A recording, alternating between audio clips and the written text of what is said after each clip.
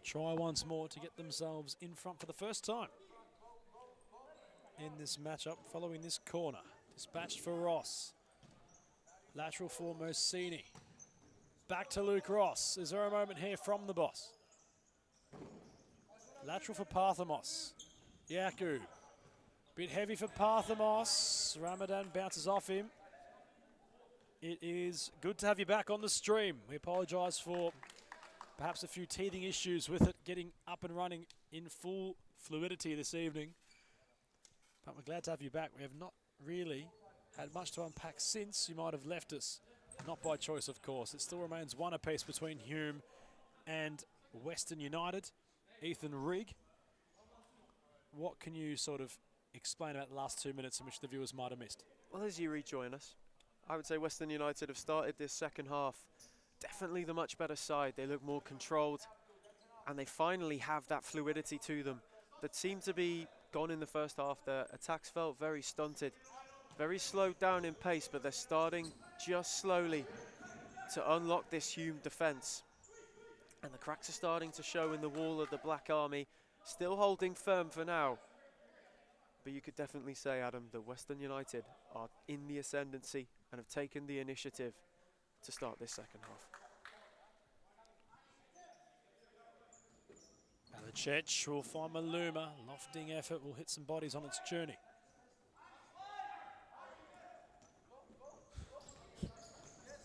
Luke Ross in possession. Far side, stumbling upon taking the effort. Generates yet another corner. And I'll tell you what, it's the first time Hume have looked panicked at the back. And it's a great bit of work from Aaron Yu as he gets the ball, looks for Luke Ross straight away and finds him with a brilliant throw out.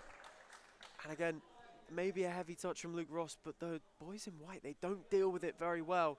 And it leads to the expense of a corner. And Western United are really starting to ramp the pressure up now.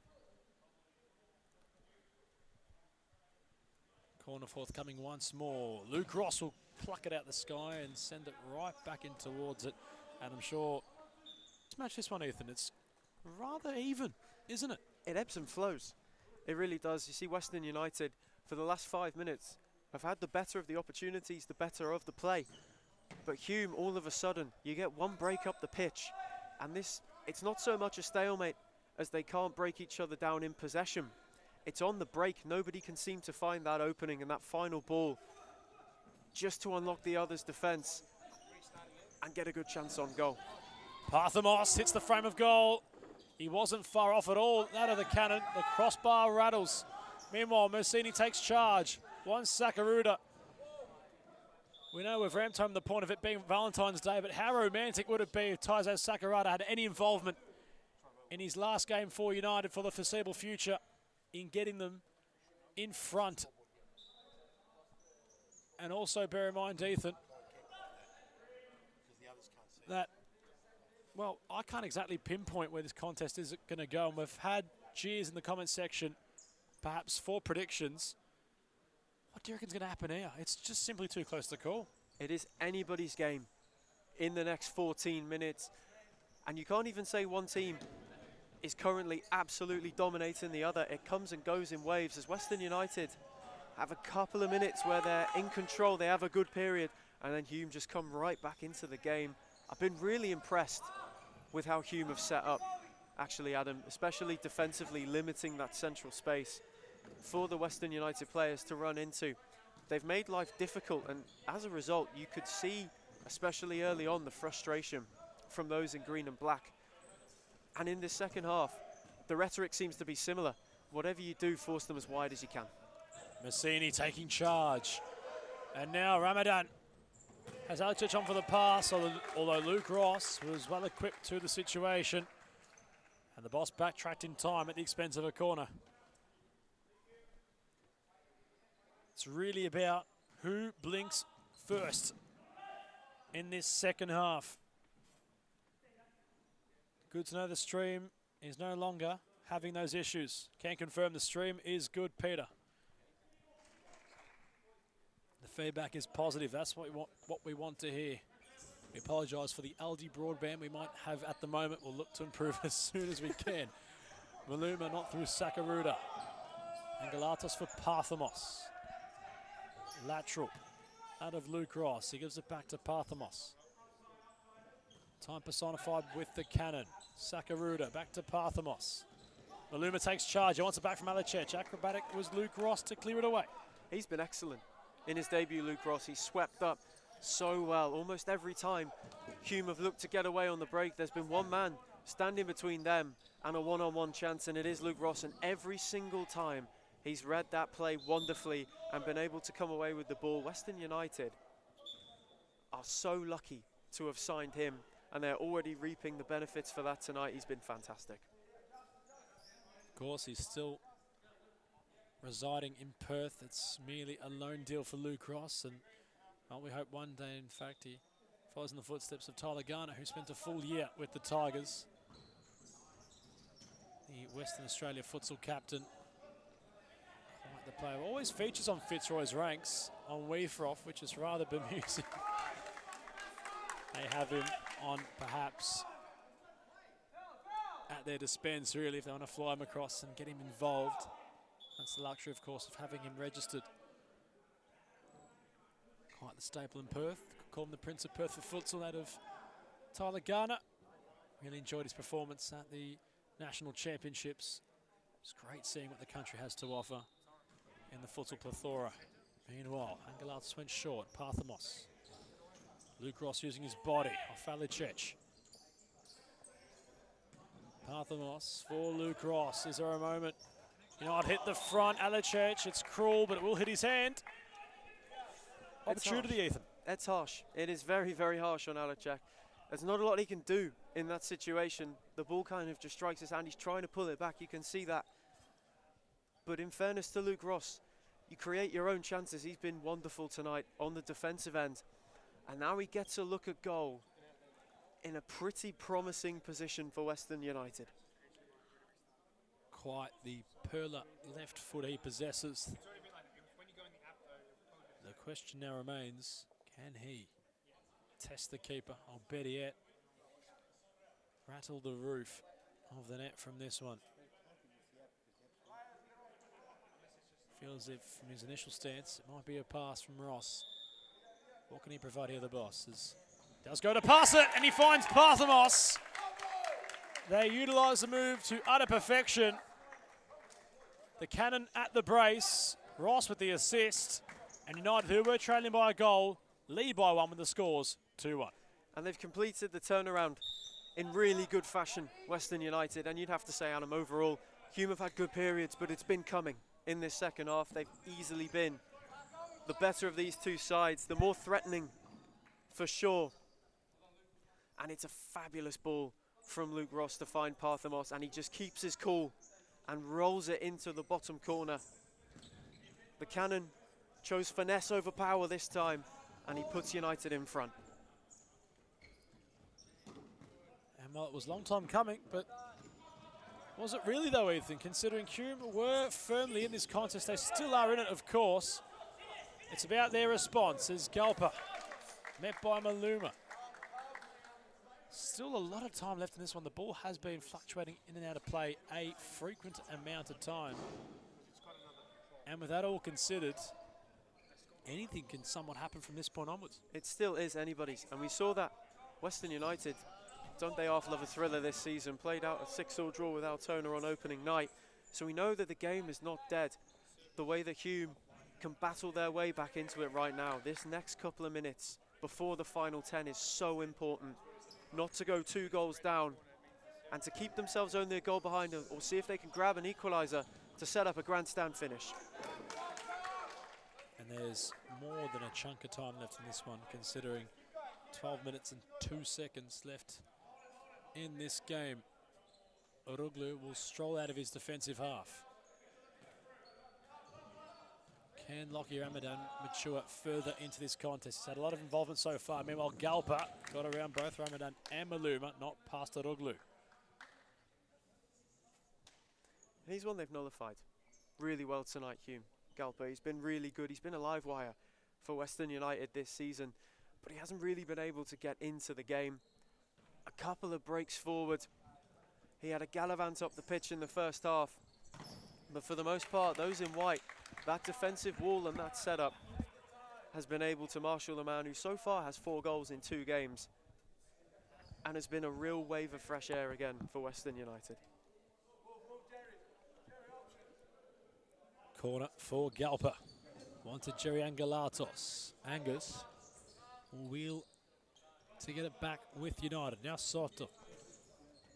The back heel from Galper was the idea. Ramadan, nice read of the play. Away goes Lockie Ramadan onto his left. Deflecting effort. Angelatos hits the deck in some discomfort. Aranu was outstretched. That looked a little bit unsavoury, and Angus Angelatos residing on the court in a bit of discomfort, Ethan. You put your body on the line for some reason, but, well, you can now see the pain and which is involved in that cost. That's a nasty one. It is a nasty one for Angus Angelatos. Had to make the block and got a really good touch on it to tip it wide for a corner. And it's the first time that Hume, for a little while in the second half, have created a clear-cut opportunity. As Angelatos makes his way off, moving a little bit gingerly, Skopolidis rejoins the action. And we hope that he's okay, Adam. Might have to perform some investigative journalism, Ethan, to see what's happening there. Might even get the words of the cannon while we have him out of Parthamos. Meanwhile, the corner. Have go. Once Ramadan bounces off of that Soto. Have go. Oroglu couldn't use lateral pass. Skopolidis takes charge. In a phone box was Darcy. Nobody there to answer his call.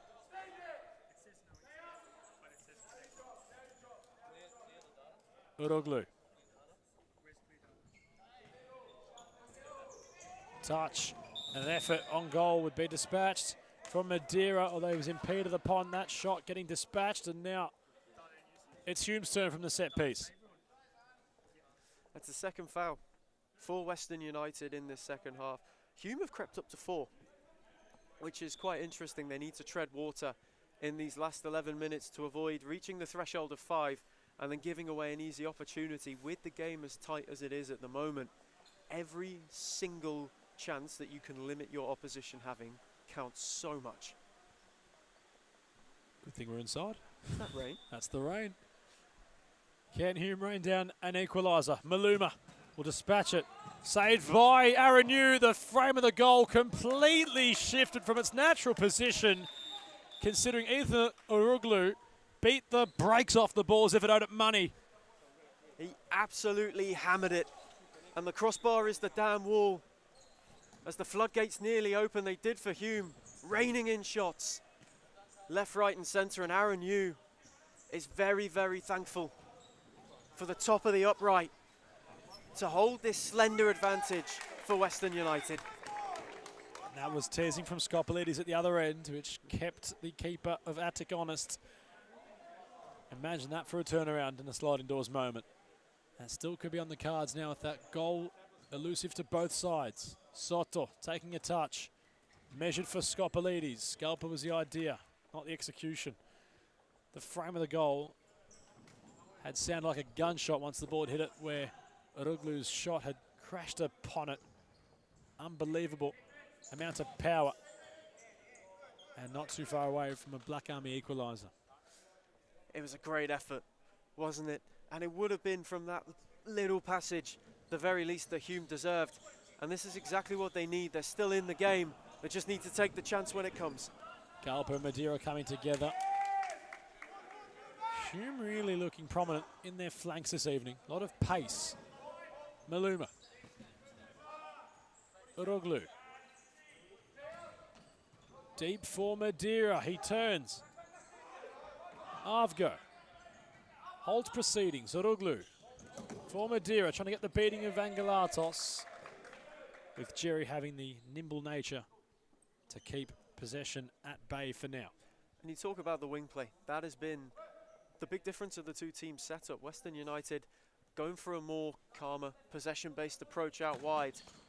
Whereas for Hume, the Black Army are looking to run and gun on the break. There's a clear setup to sit deep at the moment and hit United on the counter, as that's where they feel they're most vulnerable.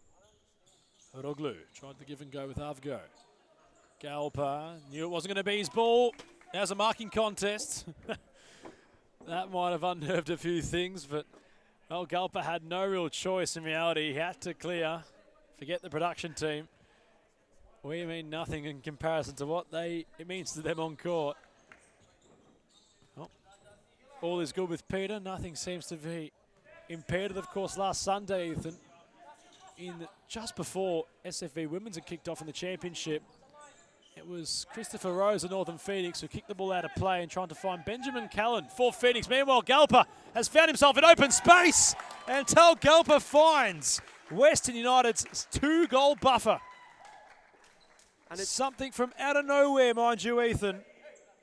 And who else but a man in which you deemed was nullified by the Black Army, Tal Galpa, with his goal to put Western 3-1 to the good. I was just about to say it's the first look he's had all night, and that's the quality that Galpa brings to this team. He's been quiet for most of the game, nullified well, and then all of a sudden gets through one-on-one, springs into life, and it's a calm finish. So much composure personified with the former Northcote FC player. And all considered, Hume were looking rather okay until that moment had completely undone them. They chased the game by 2 goals now. Bear in mind, Ethan, I was trying to paint a picture perhaps of what happened on Sunday, where Christopher Rose of Northern Phoenix had kicked the ball right towards the production team, and down came the entire production table. Meanwhile, coming down in this one was Mosini. It was the last line of defence of the keeper. Attic stood tall. Maluma across the face, but Quero never arrived in time. But there's still time, Ethan. 8 minutes, 29 seconds left in this one. 8.5 is still plenty of time, but Hume just needs to be careful.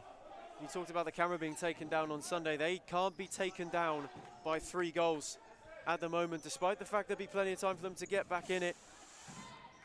A double save from you, and Mosini just off the line. It might have hit the crown jewels of the man in yellow. A claim from Rudy Wickett that it might have crossed the line will go silent into the night, but Arvgo with some real aggression personified. That's sprung a step into Hume as they draw a free kick. That's number 5. Number 5 for this half. Oh no, for Western United, number 3. Hume has sat on 4. We're close when it comes to fouls. Hasn't necessarily been a scrappy affair. For the most part, they've kept it relatively clean. Maybe the odd cheap one here and there, despite that crunching challenge in the first half. I mean, Hume have been scrappy in their approach, hence their 4 fouls. Western United, maybe not as much so, but now both teams on a bit of a tightrope, Adam. Maluma spinning around the cannon. They all look towards Turva Tanasov. The boss takes charge and Luke Ross fires. He might have another chance. Is Luke Ross. Brilliant save from Kardatic. He wasn't beaten. Arvgo has to get around 2. Keeps it alive somehow. Madeira across the face. Maluma was waiting. And somehow Luke Ross got back there in time. That's incredible from the boss. He's been unbelievable. How'd he get there, Ethan? I have no idea. Absolutely no idea how he recovered there. It was a gutsy effort and a brilliant run from Luke Ross. Oh my word. How'd he get back in time? It was, bear in mind, he should have scored at the other end, and it was Attic who literally like a cat had scrambled to keep it off the line. Incredible passage we've witnessed here. And how close were both sides really from finding another goal? This game has well and truly opened up in the last couple of minutes. You can sense for Hume now. It's now or never if they want to build a really big finish. And it opens it up on both ends of the spectrum. Western United now will get more of a look on the break, whereas Hume, breakneck, and looking to be relentless when they drive forward. And bear in mind, of course, Hume have committed men forward. They're going to leave themselves open for a long ball over the top, which Aaron New can play rather well. Have a go, a little bit lackluster in possession. He'll keep it with Bequero. He wants to go around Massini. Foul drawn.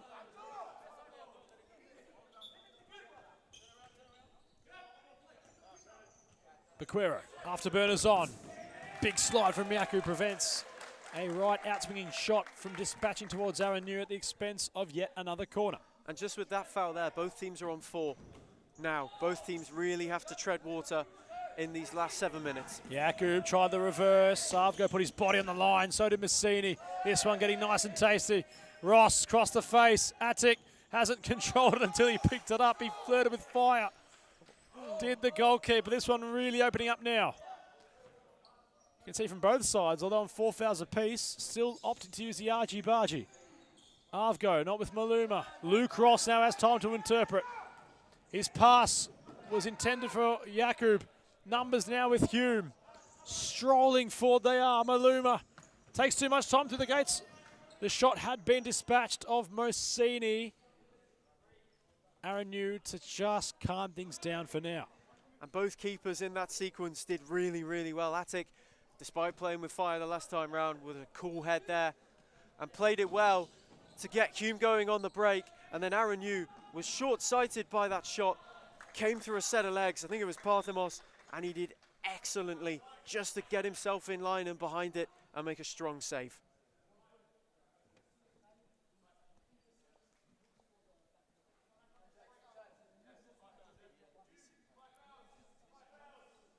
Five fouls has been called by Turva Tanasov, I believe, for Hume.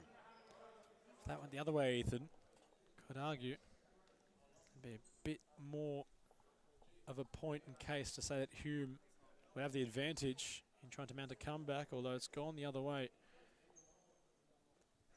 Although they do have to tread water in their approach now, it shouldn't discourage them. It shouldn't. They will give Western United a few more looks, but that's the gamble they have to take now in these closing 6 minutes in order to chase the result out of this game.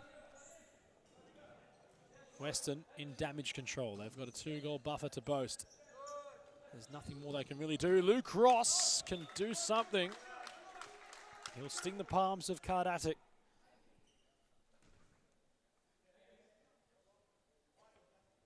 Is there something? Can this kill the game? Ross, deep balls along the deck. Madeira. Too much for Venegas to chase onto. And this is the other side with it. They can't lose their cool. They have to be really calm in possession. There's still plenty of time left in this game to find a couple of goals. 5.5 minutes is a long time left, and Western United know that too, hence why they're still pushing. Hume just need to relax. They need to play the game, and they need to calm everything down, be more calculated in their approach, and create more chances, because if they put Western United under pressure for 5 minutes, not only could they draw a 5th foul, but there's a massive chance they could get an avenue back into this one. Campos, Hume's only goal scorer so far this evening. Madeira, Sakaruda, nice defensive output. Ross with the composure. Parthamos, the call from Salome Mohammed is to keep the ball. And I tell you what, it's not the worst call to have either. That's exactly what United are currently doing. Until Parthamos, dispossessed, Campos nearly had the cannon beaten. Madeira not around Sakaruda. Angelatos will stroll forward, the lone soldier for Western. Ross with some calm. Parthamos back to Ross. Fluid futsal. Sakaruda in support. Ross went solo, and Taizé Sakaruda. It's as romantic as Valentine's Day. And fitting it falls upon that evening. His final time in Western United colours upon his homecoming to his native Japan. The man on cue for United upon his final appearance. Taizé Sakaruda might have just iced the game for the green and black. 4-1 the score, Ethan. And it's a fairy tale finish for Sakaruda after some wonderful futsal. Completely fluid through the middle of the park. Parthamos and Luke Ross, the first time they've been able to break straight down the centre and carve this Hume team open. And Sakaruda does the right thing, holds his run to the back post and just waits on Luke Ross to pick him out. Ross with a brilliant pass, could have gone alone, but saw the unmarked Sakaruda at the back post. And now they have a 3-goal lead, and Hume have a mountain to climb. And time not on their side either. Bear in mind, United are going to really just see this one out. There's no real intent for them to try anything overzealous. 3-goal buffer, exactly what they'd want at this stage of the match. Galper and Sakaruda come together. And how fitting is that, Ethan, considering it is his final game? Only a couple he might have experienced at Darebin, and he's left his mark on the place also, considering arriving and playing, of course, at our newly minted facility, but the SFV community will long for the days of Taizo Sakaruda. We really hope, in fact, he is to return to Victoria, plays trade on a futsal court. We've enjoyed having him. How nice was it to see him score? He's been wonderful, hasn't he? And it was the perfect ending for him to his time at SFV for now. We hope to see him back because he's a brilliant footballer, brings a great presence both on and off the court. So calm, always gets in the right place at the back stick and deserved his goal. As Parthamos had the spot kick following the foul accumulation. And United are really putting Hume to the sword. That's Parthamos' second. It's their fifth. They lead by 4 goals with the score at 5-1. And Parthamos, once again, ruthless, clinical from the dead ball. And Western United now, you can just maybe sense that the wheels have started to come off for Hume, which is a shame because I would say for half an hour out of the 40 minutes they've been in this game, it's only really in the last 6.5, 7 or so that Western United's quality has really shone through. Players like Galpa getting a look in, Sakaruda with his farewell goal, and of course Parthamos and Luke Ross, who've been at it all night, getting the contributions that their performances deserve.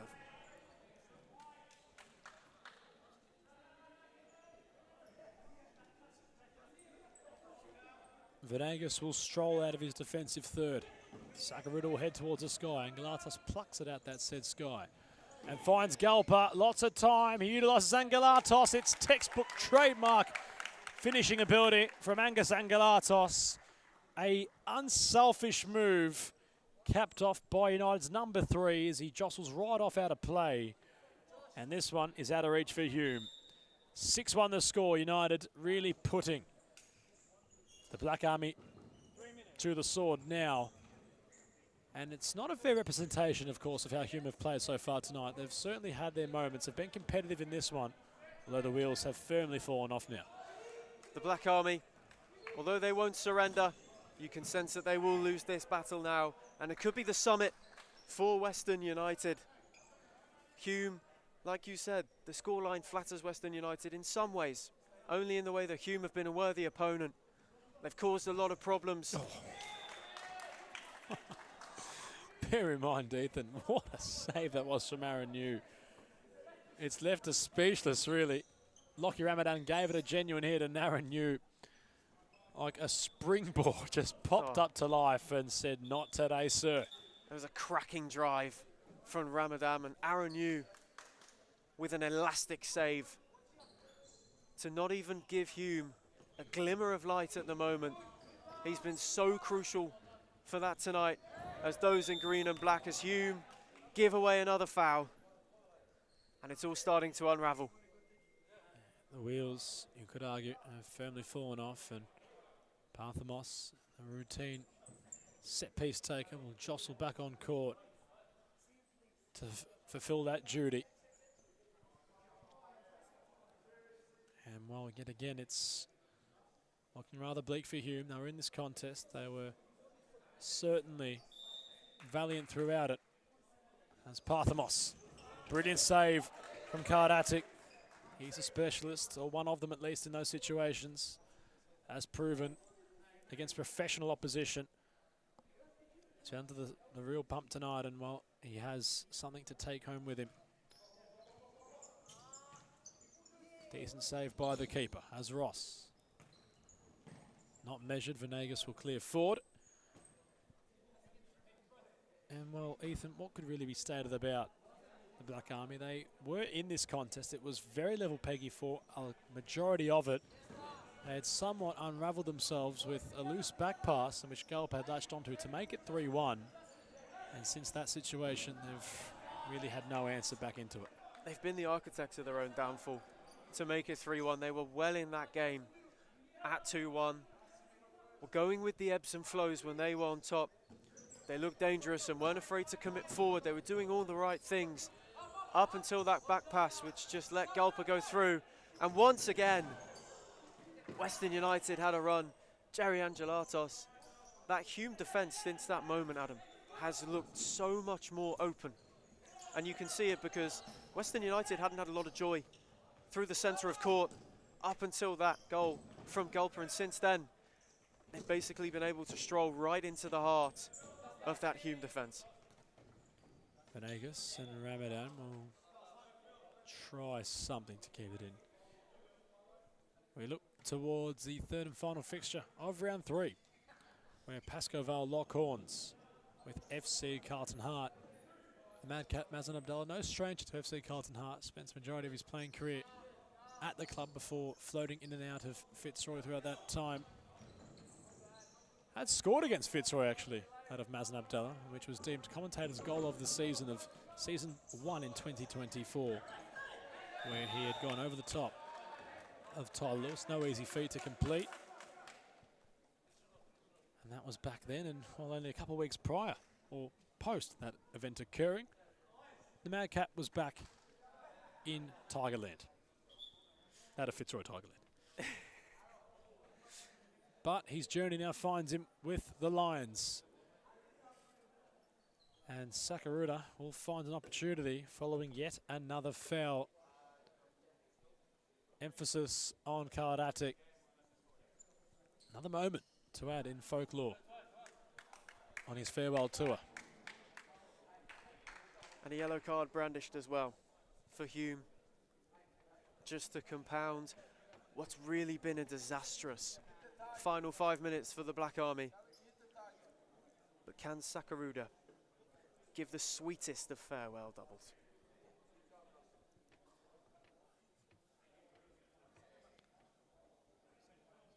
The wheels have fallen off the Black Army bus. Somewhat no denying that. What can we expect from Sakaruda?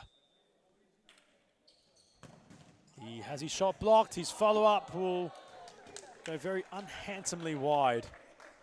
And well, that was not a moment I'm sure Sakaruda will look to feature in his farewell, perhaps highlights package. Closing in on this one. The round nearly 2/3 of the way complete. The Lions looking to continue their winning ways. Carlton Hart looking to really showcase that said heart in their namesake in the go-home show of round 3. Ethan Rigg will take us all through it. I'm still here, of course, but I'll be in a more passenger seat for that one. Ethan acquiring the driver. And we hope that Carlton, the team we've been rather harsh on perhaps in the proceedings of this competition so far, give us a real showcase of what they can do. No easy feat, of course, against the Lions, but all for their sake, let's hope they give the people a show. We hope they do give them one on the go-home game. Pasco Vale looked brilliant last week, didn't they, Adam? Started so strongly to their season, having had the bye on match day 1. Carlton have showed some heart so far this season. Not so much avail, but if there's any time to get yourself up and running, it's against one of the big boys. It promises to be a very, very interesting contest on the go-home show. A lot at stake for both sides. Carlton Hart can drag themselves off the bottom of the table, whereas Pasco Vale can draw level with both Fitzroy and Moreland for what it looks like to be a point behind Western United. Obviously, 2 out of the 3 of the chasing pack, last year's top 2, have a game in hand. Attic will go long. Hume will long for a consolation prize. Aaron New will step up as makeshift, in fact, no, solid 5th man. Luke Ross, you could argue, has been best on ground so far tonight. Although Parthamos might just pinch that accolade from him, as Skopalides will absolutely stellar homer beauty. Steered home to complete perfection, as sweet as you like, into the top right corner. Good night, Irene, to quote Michael Chavallo, on the cusp of the full-time whistle. And what an exclamation point to prove at the end of this one for Western United. They complete a comprehensive performance, capped off by a brilliant goal. 7-1 the final score. Ethan Rigg, your immediate thoughts? Skopalides saved the best till last. What a fabulous hit. Rifled it into the top corner. And it really sums up Western United in this second half. They were brilliant. They were clinical and ruthless. Too good for Hume. And Adam, we're 3 games in, but so far those in green and black have showed a lot of steel and have been worthy for their 2 wins. Certainly have been worthy for the 2 wins, as we want to grab some thoughts on perhaps the best player on ground following on from this short intermission. Western too good. We'll cross to a short timeout break for a post-match player interview. Bear with us.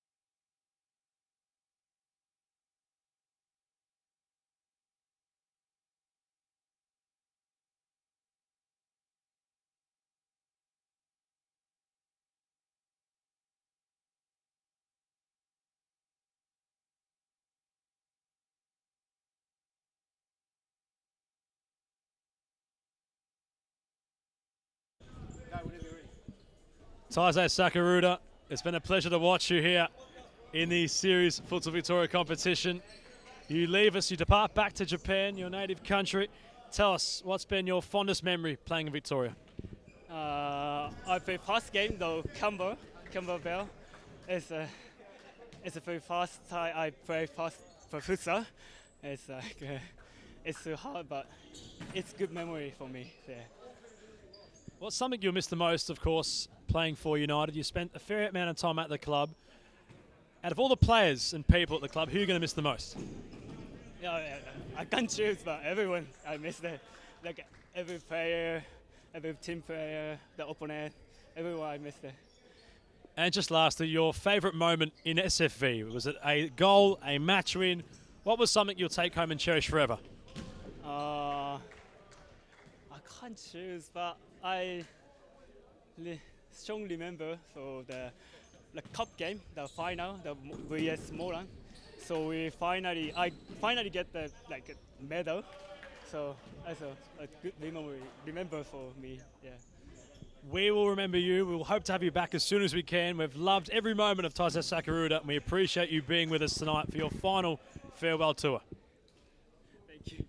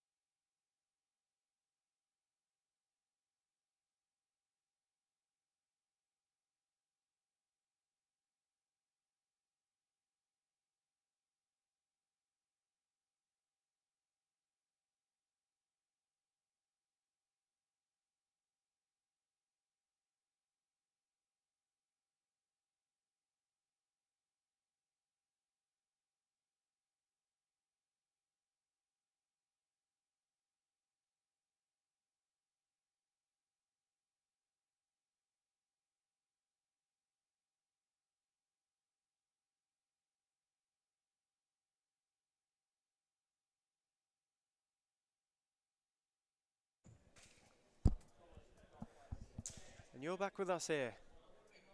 Match day 3 of SFE in 2025. And it is the go-home game of Pasco Vale and Carlton Hart. Pasco, of course, last week, emphatic victors, making a real statement in 2025, whereas Carlton Hart, they haven't been short of it in their first 2 outings. Beaten by Moorlands and then by those out west. But they showed a lot of character, and there's every chance that they could get rolling and on the board for their first points in 2025. A lot riding on this one. Carlton United can get themselves off the bottom of the table, and for Pasco Vale, a win tonight draws them level with Fitzroy and Moorlands, obviously both one behind Western United, whose win just before took them to the summit of the league. Don't go anywhere, this promises to be a captivating one here on Valentine's Day. Save the best till last. Pasco Vale in white, Carlton Hart in a change of deep red. As Billy Sassine looks to kick us off here in Darebin on a hot and cold Melbourne Friday. Where else would you rather be? And he immediately finds Harris and Pulverenti, Carlton Hart and Pasco Vale. As Sassine looks to go at Michael Newen straight away, who makes a good challenge. And 5 seconds in, Carlton Hart have a corner. Ethan Rigg here. Adam Palombi will be rejoining us soon. His corner taken quickly to Harris. And Jarvis Ginn starting in goal for Pasco Vale. Has been a busy man early doors, had to tip that effort wide. Sassine, Harris's low drive, Ginn gets a foot to it. Now Jimenez, Newen chooses to calm it down. Alison Lima has Michael Newen down the line and uses him. Back with Lima. Pasco Vale trying to get a foothold. Kevin Lamb finds Lima. Lamb once again on the overlap. And this time Sassine in the way to make the block. As I'm rejoined by Adam Palombi. Adam, this one started at breakneck speed. Breakneck speed. I like it. Our go-home show, and we're not blinking. Carlton Hart flew out of the blocks with 2 early corners, and Pulverenti finds Harris as they look to keep going, but Kevin Lamb, alert to the danger, and ushers it out well. It's good defending from the Pasco Vale man. Now Joaquin Jimenez. Lima. A more calm approach now, Michael Newen. Lamb. Back to his former Fitzroy teammate. Obviously, those two made waves last week on their Pasco Vale outings for the first time. Jimenez, Lamb, Lima. Back with Lamb. Now Michael Newen. Just looking to work the angle for a shot. Newen drifts in field. Zip back from Lamb. Great ball to find Lima, who cuts inside, has a drive. But that isn't one for the Alison Lima highlight reel. Looked a bit uncertain, Alison Lima, when he stepped inside, although he wanted to give it a hit and he just leant back too much, and ultimately that's why it went into a classroom in this facility, which is up where the windows are. He looked to have leaned back on it. Didn't really catch it sweet. It's Harris with Sassine. Brothers Harris combined. Able to have a drive. And Alison Lima, that's a fabulous block. Not only to block the shot, but to keep possession as well. And get Pasco Vale going with Jimenez. Kevin Lamb's made the run wide. Can Lima find him? Newen going through the middle. Does go with Kevin Lamb. And this time Pulverenti gets a foot in. It's been a robust start for Carlton Hart. And Sassine just couldn't get the right ball to find Harris at the back post. Though so far, Carlton Hart off to a promising start. Pasco Vale falling into a slower, more possession-based style, led by Lima and Newen once again. No surprises there. As his keeper, that's a lovely ball to find Lamb. They're using the width well. And this man's a conductor, Michael Newen. That's a great read from Ben Harris, who goes on the break. Alison Lima there. And unfortunately, the Carlton Hart man is deemed to have handled the ball. A bit of a harsh one, Adam, as it was on the turn. Wasn't the turn, but that's positive. From FC Carlton Hart, I've enjoyed the way they've started this contest. They've been very lively. They've had some moments in which I'm sure Pasco Vale weren't exactly expecting. But I have to say, this man in possession right now, Alison Lima, like an octopus had spread to get the ball his. It was unreal from a veteran of his calibre. A fabulous block. Octopus-like the way that the ball just clung to him after he made the block. As Jimenez finds Newen. And now that man, Alison Lima, the octopus. 8 on the back of the shirt, which is fitting. As Michael Newen fires just wide. And it's the first real look that Pasco Vale have generated.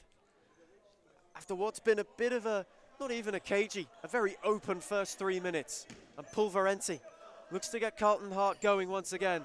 Harris slips and loses it. Lima through, one-on-one. What a save. And Jerem, that's a fabulous stop from him. He's covered himself in glory in the first 2 games this season. Called into action again early as Matt Jerem, Adam.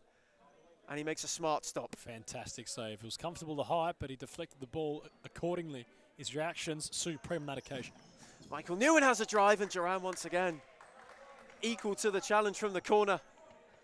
And Pasco Vale just with a little bit of a flurry of efforts. Carlton Hart standing strong at the moment. As we have a new ball in, Jerem finds Pulverenti. Has Harris on the switch and goes to him. Tried to find his brother, but Lamb steps in eventually. One Harris to another worked out, and it breaks for Billy Sassine. Opportunistic shout, appeals for a corner on the Carlton Hart bench, not given, and Kevin Lamb can get Pasco Vale the other way. Jimenez, look for the back post. That's another smart touch from Jerem. And now Harris can drive on the counter, sells Michael Newen, and Jarvis Gin. Excellent goalkeeping, and Newen can go the other way, has Lima in the middle, waits for him to break, and Pulverenti just gets a foot in. End-to-end stuff. And this has been a brilliant start to this one, Adam. Loving this game so far. It's simply end-to-end futsal. Both teams having a true sighting on goal, although either to find that elusive chance yet.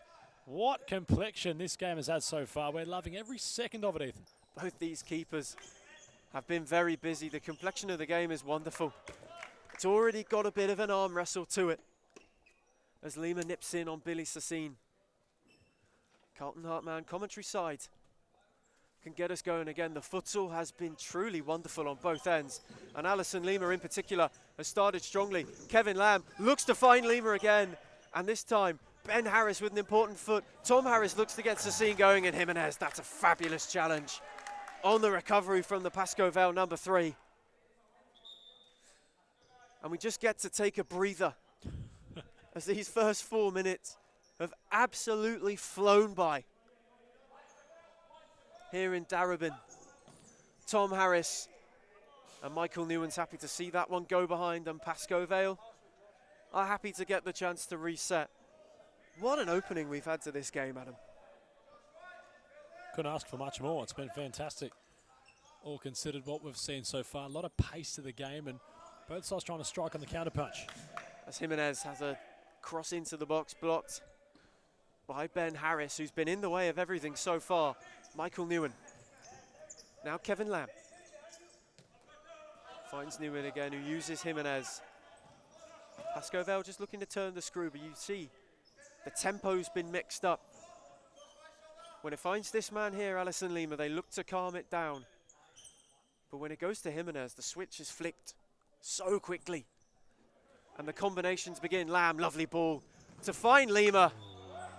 And Pulverenti in the way to make yet another block for Carlton Hart. The defence has been active, but hasn't really been properly tested thus yet. Not exactly, but I'm enjoying how both sides are playing by the sword at the minute, considering this counter-attacking nature we're witnessing. As Newen had a fresh air. Jimenez didn't. Jerem was down to meet it. And Joaquin Jimenez recovers possession well off of Tom Harris. Uses Michael Newen. Just the calmness once again sets in as Alison Lima wanted Jimenez down the line. Now finally gets to use him. Rolls it back for him. And that is a brilliant finish. Past Jerem at the near post, and Alison Lima gives the go-home show a really classy start. Fabulous hit, and Pasco Vale hit the front. Textbook from the veteran of Alison Lima. Unsighted was the keeper at his near post as Pasco Vale have executed a quadruple change. Javaro Nepomuceno on court with Felipe Evangelista, Chavinan, and dare I say, the last completing the ladder, that of Toma. But that's a very direct idea, perhaps, from Maurizio Novak, who's, dare I argue, Ethan, looking to experiment. He is looking to experiment. He's looking to go full throttle. Early doors. Quadruple change is a rare one. You don't see many of them. And here is Nepomuceno, who had a good drive on his Pasco Vale debut. Didn't feature last week. Named in the squad. On. Finds Evangelista. And that wasn't far away. A hat-trick last week, and already the number 14 is hunting for more. Pasco Vale weathered the early Carlton storm. Saw off the first couple of jabs, deflected well. And you can just sense, Adam, they're starting to get a grip on this one. Keep in mind, of course, Javaro Nepomuceno, former FC Carlton Hart player, with Noel Solomon back in the first season of 2024. Side on which had succumbed to relegation, hence their appearance in the championship of that second season last year. Nepomuceno, of course, was a staple at Carlton. Nearly single-handedly, Ethan, kept them up in the competition. He was firmly their best player at the time. And, well, he'd spent the first half of the 22, or the 24 rather, second season at Pasco Vale before loaning across to Western City, where he was in a very similar relegation position. Keep your eye on him, of course. He's got feet in which can absolutely beat the brakes off the post. If the ball's to rattle it, of course. That was a lovely no-look ball from Nepomuceno to find Toma. And on, sliding in at the near post. That looked like a nasty collision. Gets up straight away. Looks to be okay. Obviously, Javaro Nepomuceno at Carlton Hart, putting up some Matt Letizier numbers. Pasco and Hart battle for possession in the middle of the park.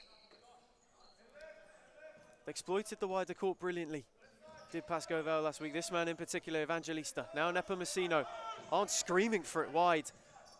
Nepomuceno, quick bit of footwork to beat his man, and this time finds Chavinan at the ball, just bobbles before it gets to him.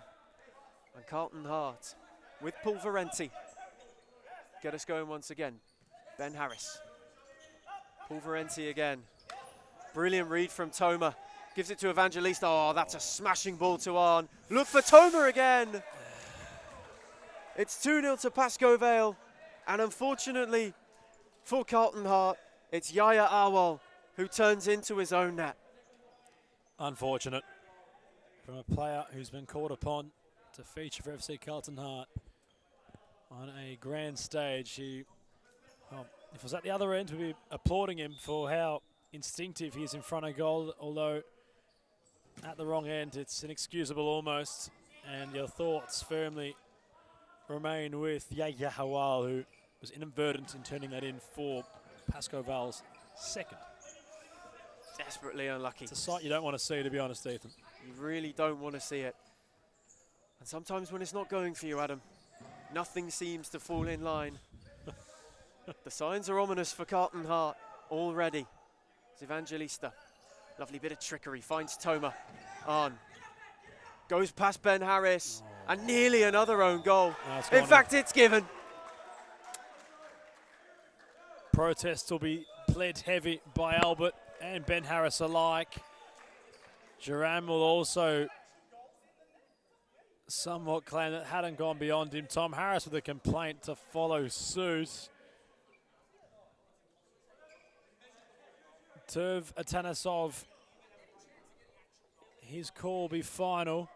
Tom Harris having a chat to our commissioner and us on commentary for the answers, something we can't provide for them. He reckons that's 2 weeks, Tom Harris, of Carlton Hart being on the receiving end of such. And despite the quick start they've had, Ethan, the wind all but firmly out of their sails now for the meantime. And it's really unfortunate with the way that they've hit some pretty choppy waters, Carlton Hart. 2 desperately unlucky own goals. a while in the wrong place at the wrong time. And Jerome got a good touch, so it seemed to tip it wide, but could only tip it onto the post and watch it trickle over the line to treble Pasco Vale's advantage. But Carlton Hart do have a free kick for the game's first foul. Billy Sassine standing over it. Had a chat with Tim Newen. My apologies, had a chat with La Rocca. Sassine looking to line up a drive. Has a hit straight into the wall and on. A bit overzealous to get on the break as it rolls back to Jerome, who uses Ben Harris. Now La Rocca. Harris once again put under pressure immediately from Arn. And Pasco Vale draw the error. Nepomuceno. Now Jarvis Gin. Arn comes deepest to collect. Evangelista hugging that baseline, finds Nepomuceno. Now Toma. One-on-one, cuts inside. And that's a crucial block at the expense of yet another corner for Pasco Vale.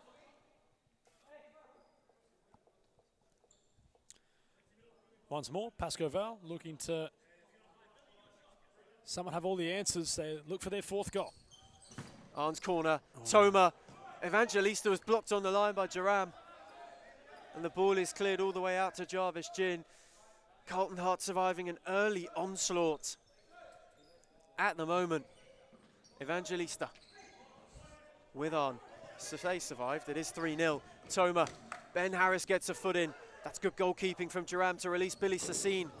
Toma with a brilliant challenge. Evangelista could only turn into Ben Harris, who does very well to come away with the ball. Can Carlton Hart get going?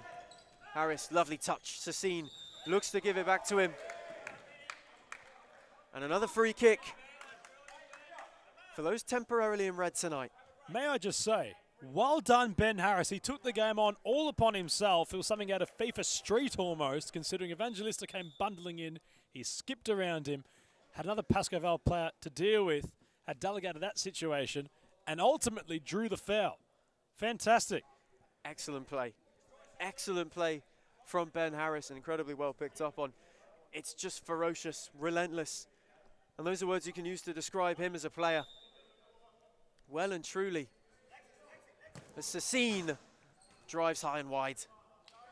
Carlton Hart already with a couple of looks from the free kick.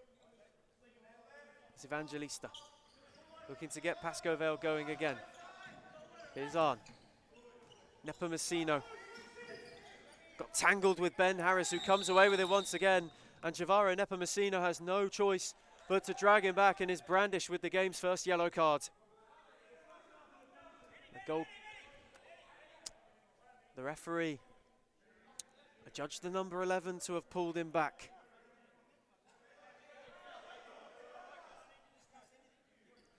Ben Harris gesturing to the bench, exactly what he thought of Nepomuceno's arm. It's almost like one of those machines you see when driving past a furniture shop. Those big, what do you call them, Ethan? Those the inflatables. Yes, yes. As Harris wastes the free kick, Nepomuceno gives it straight back to him, squares it to Sassine. And I can't believe that hasn't found the back of the net and given Carlton Hart a chance to get back into this game. Very unlucky, perhaps, for FC Carlton Hart. Sassine, well, right place, right time, not the right finish. Tom Harris couldn't believe it. His eyes nearly popped out of his head. The white's as bright as Pasco Vale's shirt this evening. So close yet so far for a goal back in this one. And Tom Harris is incensed, considering that there's been a foul go against him. Those in red incensed at that decision as well. The bench vocal as on. Looks to keep it rolling for Pasco Vale. Trying to work an angle. Evangelista got in the way of the ball to Javaro Nepomuceno. And Carlton Hart restart through Harris. Sassine with a nice touch finds him again. Billy Sassine wants that a foul. A judge no, and Pasco Vale can break now. Evangelista moves centrally. And Jerome out to stifle out the danger. Carlton Hart playing with fire on the break. Kuradate got away. As Harris finds his brother Evangelista immediately applying the press.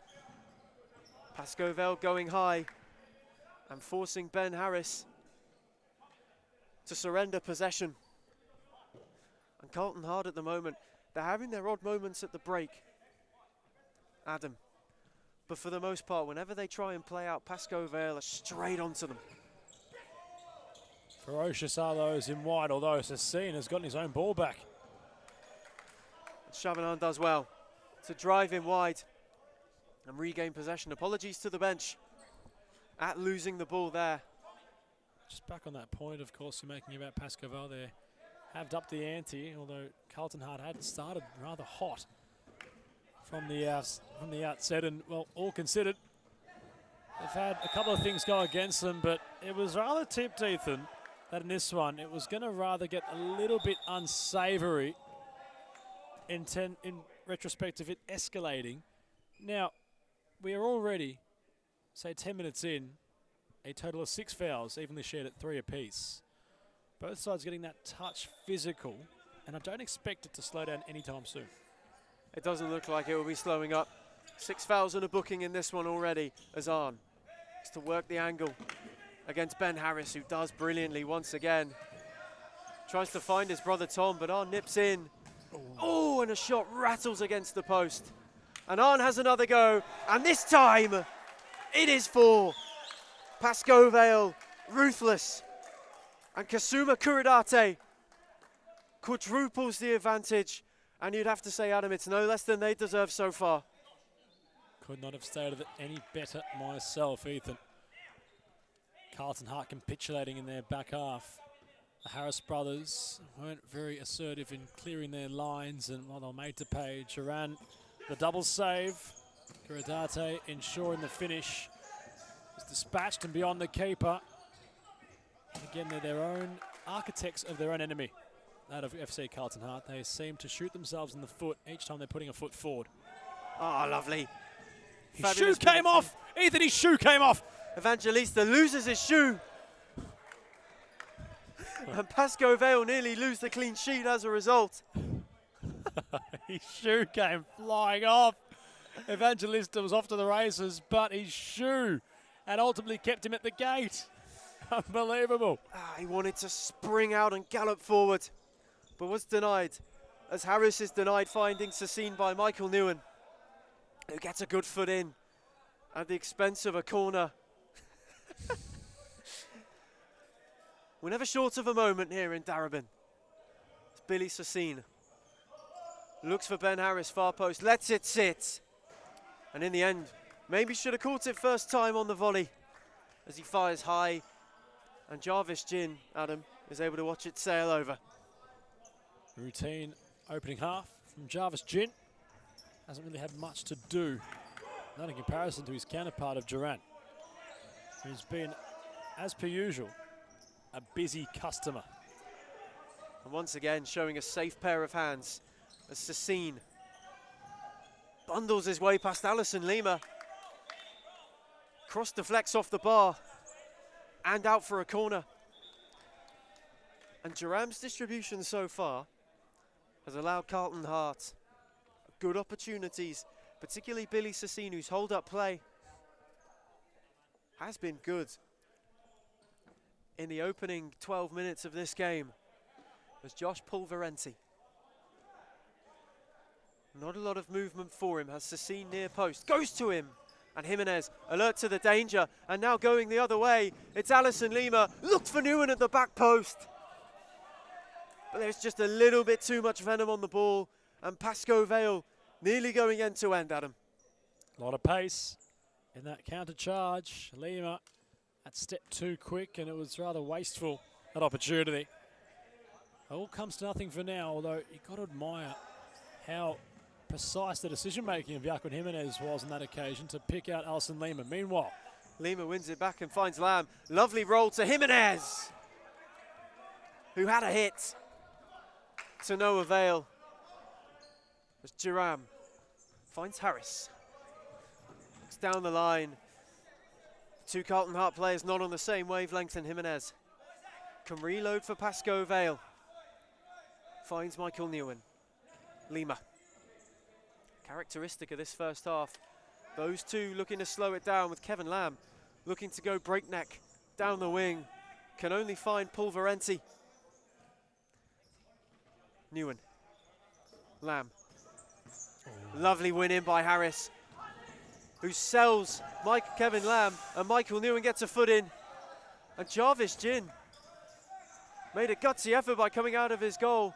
And Pasco Vale just looking for some calm at the moment, and it's provided through Lamb and Lima, and now Newen has Jimenez in field and finds him well.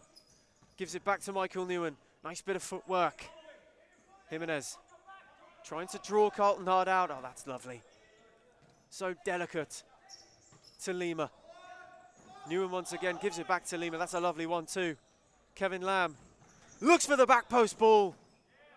And this time, those in red were alert to it. But they're hanging on by a thread at the moment. Are Carlton Hart, Adam?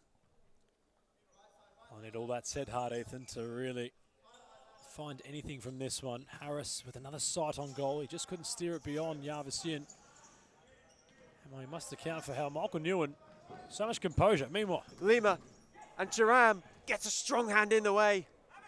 And now Harris tries to have a shot, and he forces Jarvis Gin into a sharp stop.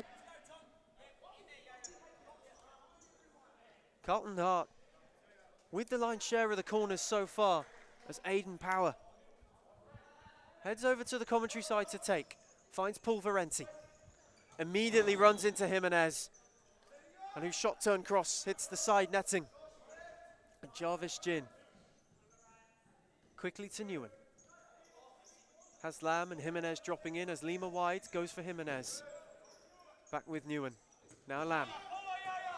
Lovely ball. Just too much on it for Jimenez. The right idea. But Duram, once again, Adam, alert to the danger, as he so often has been in this first half. He's been viable when called upon, but perhaps a lot he's been up to as Yahya Hawal looks very uncomfortable. Non-contact injury concern it might be. Fine sportsmanship on display from Alison Lima. That was a shift in direction from the big fella. And Ethan, dare I say, it doesn't look too promising what's happened here to Yahya Hawal. It looks nasty. It looks really, really nasty, the way that he turned and landed. Oh, he's clutching at his knee. That's not a good sign. No. And we hope that Yahya Hawal is okay. It doesn't look good for the Carlton Hart man. Hasn't really been his night. Very unfortunate for him, and we hope it's nothing serious, first and foremost, but he looks in a lot of anguish. Dare I say, Billy Sassim was quick to come on court, although the regulation rules are that if you're not an on-court player and have the bib on, you're automatically issued a yellow card. That's why I was a little bit bemused as to why he received a yellow card, but all considered, he knows the rule now. But our thoughts firmly with Yahya Hawal. Peter Parthamos coming across as our league commissioner of Josh Fusco to investigate the well-being of the downed player. It doesn't look all inspiring at the minute. It's just a change of direction, Ethan. He had possession, switched gears, he switched lanes, and in doing so, I don't think he can even apply pressure to his left leg, and that is not good viewing. It's horrible viewing. And it's an awful thing to happen to a player of such talent as well. As you're right, Adam, he can't apply any pressure to it. He's being helped off court. And obviously, our best wishes go out to him. We hope he's okay. We hope it's nothing serious, just a tweak. But it looked nasty. It really did not look good for the Carlton Hart man. And it draws a bit of a somber mood around Darebin. And while the Parthamos family, of course, Nick and Elias Parthamos, no strangers, of course, to bad knees, that's for sure. You might just see the cannon act as a silhouette in front of our commentator's cam, but all considered, it's not exactly the best possible sight for any player, of course. And like Ethan mentioned, our thoughts firmly with Yahya. Well, we hope it's nothing too serious. With knees, of course, they're truly the worst you can get in terms of injuries, it all must be said, in all honesty. And so we hope the diagnosis isn't bad. Albert on the case quickly, wrapping some ice around it, and we'll provide some updates where we can. Well, it's gone from bad to worse in successive weeks for FC Carlton Hart. They're showcasing some grunt, some grit, some fire stoked deep in their current season. I'm not sure what they can do to turn it around tonight, although they've still got a fair ball game to play here. And they have to now do so with a man down. Long time to go. But Awal in pain. It's Pasco Vale with Jimenez and Lima get us back underway after a pretty horrific injury break. Michael Newen finds Kevin Lamb. Hustled back to his former Fitzroy teammate, now in Vale White. And a good foot in there from Paul Varenti to stop the ball reaching Alison Lima.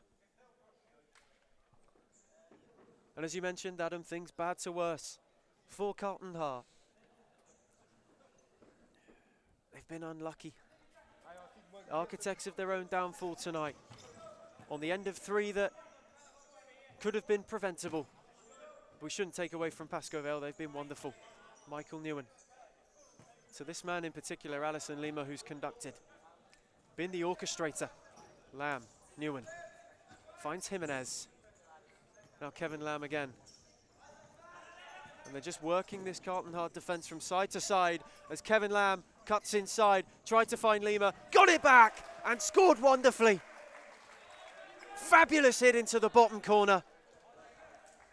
And it is 5 for Pasco Vale inside the first half. It was a lovely bit of futsal.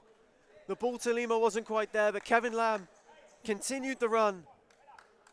Sprinkle of fortune with the ricochet. But it rounds out what has been so far a 5-star quarter of an hour from those in white.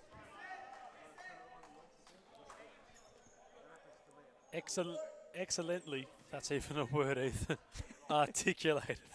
Brilliant. Mesmerised by what you're mentioning there. And it's been quite the performance so far from Pasco Vale, and they're not putting anything to deter them from that. They're still going at full ferocity. And we've seen this now in successive weeks with Carlton Hart, where they've tried to start lively, they've been pegged back, they've had issues, they've had things they just can't seem to get right, and ultimately the wheels end up falling off. And well, it's a bit of a telling sign for this long-esteemed club of the competition. It's Paul Varenti loses out to Alison Lima. It's a running theme for this side. Started relatively positively last week. And again this week started with a flurry and I think caught Vale out the traps. But since then, since they went a goal down, it's really been an unstoppable whitewater wave. It's Michael Newen, finds Lima.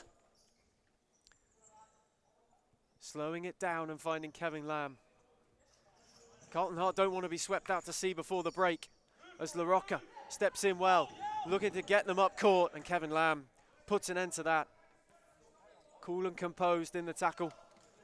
Harris finds Paul Varenti. That's a gorgeous ball for La Rocca, who just can't quite get it under control. Doesn't do Alex La Rocca any justice, that's for sure. That loose touch, he's quite the esteemed youngster. That won't bode well for him, of course. It's an unsavoury moment, that pedestrian touch, as Toma will shift wide for an arm. But Ethan, all considered, Pasco Vale looking very comfortable at the minute. We talk about well-oiled machines earlier with Fitzroy. And we have another one here by the looks of it. Currently in top gear, Nepomuceno and on Evangelista. Looking to work the angle, and the ball deflects onto the post. and Jerram does well to be the first one to it. Jafar Nepomuceno with a very rare miss in front of goal. I'm not sure he was expecting it, but, well, the Nepomuceno show that you're about to witness will ultimately be put on pause. He missed from point-blank range. That's happened to, well, 2 former Western City players tonight, that of both the $1 Million Max Cruz and now Jafar Nepomuceno. How about that? He didn't know a lot about it, did he? He really didn't. It was almost an opportunistic stab from Nepomuceno as Evangelista wins in and finds Arn, works the angle. Fantastic save again from Jerram. And La Rocca now looking to go the other way. Ran into 2 Pasco Vale players, nearly did well. And Nepomuceno runs into Harris and wins a free kick. Strong protest from Ben Harris, saying that Nepomuceno ran into him. The officials don't find it that way, and Carlton Hart now up to 4 fouls, Adam. Ben Harris with his best attempt of a springboard. Very animated, perhaps, the number 17 for Carlton. And you best believe that Nepomuceno is realising that he's starting to unravel his counterpart defender. And I'm sure with the intelligence this man possesses in possession, he'll utilise that chink in their armour. Absolutely. And knowing that they have to tread water will only make Nepomuceno more and more likely to take it on. A fabulous bag of trickery as Sassine has a drive. Just doesn't get the dip on it he would have liked. Ben Harris still protesting his innocence to those in blue. Referees having none of it. As Toma finds Evangelista. Rolls it to Nepomuceno. Lovely turn. Harris clips his heels. 5 fouls for Carlton Hart. Hang on a sec. That might have gone the other way. Goes the other way. In fact, it has. And Nepomuceno has seen red. On his return to Pasco Vale, Nepomuceno receives a second yellow card for simulation. Truly remarkable. Josh Fusco has just barnstormed into our makeshift commentator's area for the minute. He wants to watch us back on replay. Now, Ethan, I didn't exactly catch it completely. Was there contact? And in the comments, please let us know, because there's different interpretations. It's, even in real time, hard to conclude whether there was genuine contact on Nepomuceno from that of Ben Harris, although Turv Atanasov deemed it obviously as a dive, hence that was his second yellow and his marching orders handed out, but we need some conversation on that. We need some conversation in the comments. We need some conversation even here. I'd love to know why, or in fact, how you interpret that at home. That is unbelievable. I can't seem to recall Nepomuceno's first yellow card, let alone his second.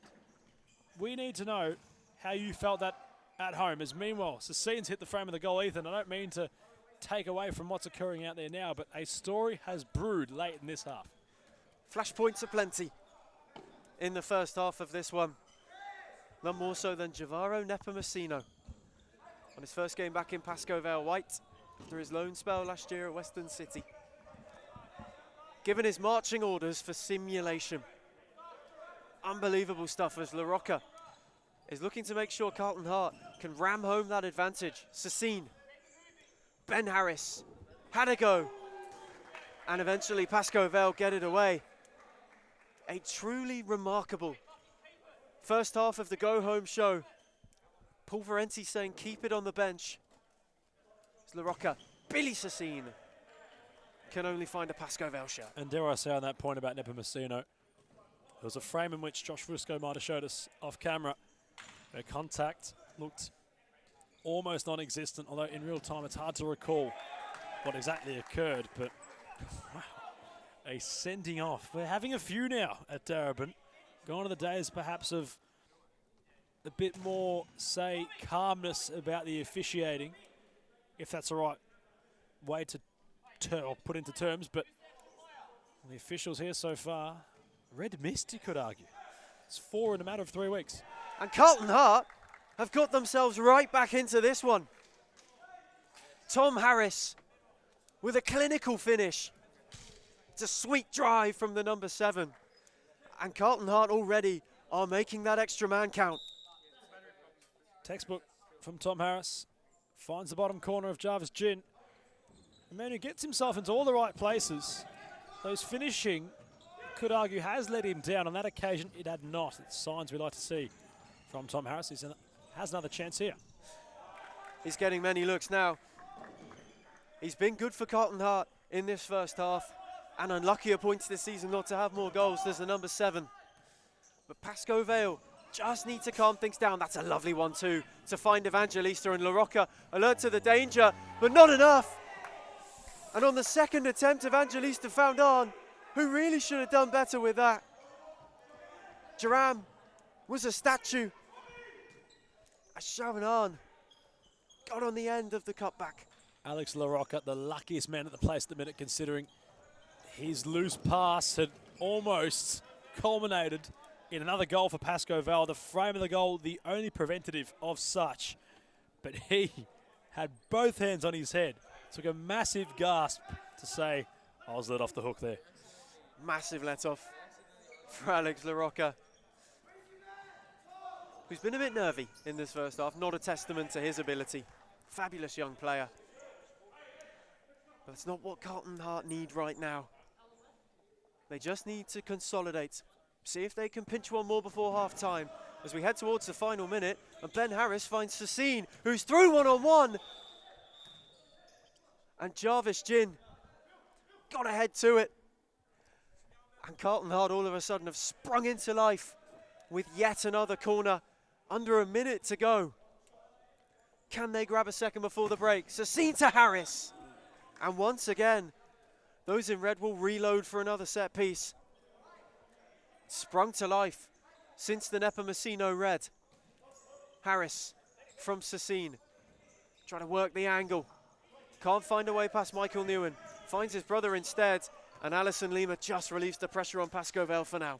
Dare I say, I didn't mind that effort from Tom Harris. It's, well, accustomed that players go across the face of the keeper. He went to the keeper's, well, near post rather. Something you don't see. Sassine takes a bit of a heavy stumble. He's going to latch onto his lower right leg in discomfort as the play fizzles out. Carlton, Ethan, mind you, in this last, say, minute or so, have really come to life. Imagine they had to find a goal on the cusp of half-time. It would make things very tasty. As that's a tasty challenge from Evangelista diving in. It would set us up for a blockbuster second half of the go-home game. Sassine finds Harris. Can they find one more piece of brilliance before the break? Sassine, Harris got it from La Rocca. His touch let him down. And Toma, strong in his challenge. Not strong enough for Carlton to win a free kick in what would have been a very threatening possession with 14 seconds to go. That's Gin. Looks for Michael Newen. A touch too close to the baseline. And Harris, they get it going straight away to these two brothers. Trying to get one more look. It is La Rocca! And it's Jarvis Gin smartly down. For with 5 seconds to go, Adam, one last corner. Sassine on the edge. They didn't use him, they used Harris instead. And Pasco Vale got out well. And that might be that of a truly entertaining first half. Nothing short of it in our go-home show.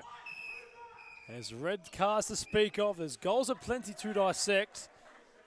There's an incensed, well, Ben Harris, the outspoken character, as he comes towards his bench, taking some deep breaths of trying to calm himself down. This one, not at its calm yet, Ethan, although Pasco Vale boast a 4-goal lead, 5-1 the score. Any closing remarks before we close the show at half-time? Pasco prolific early. Carlton clinging on and just chipping away at the deficit at the half-time break of this Go-Ho show. We'll be back with the second half. That's coming up.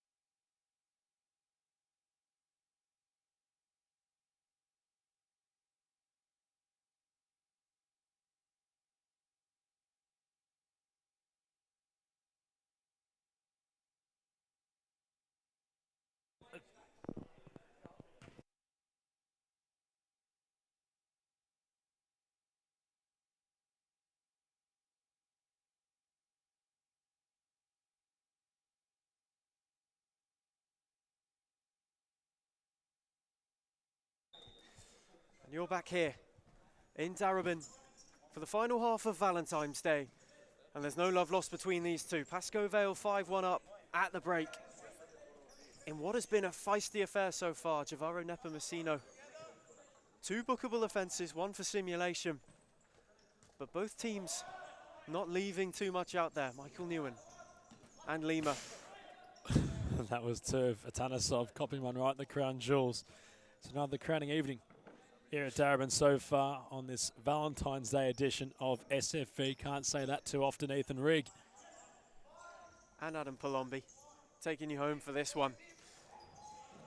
And Carlton Hart just have a glimmer.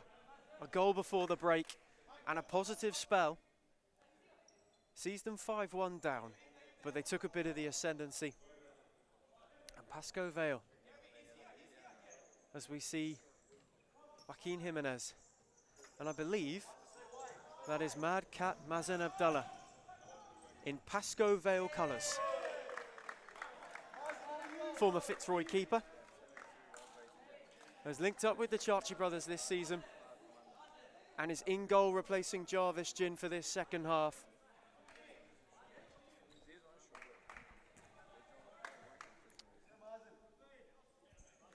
As Pasco Vale, there he is, the Mad Cat in goal, have scored an early one to make it 6.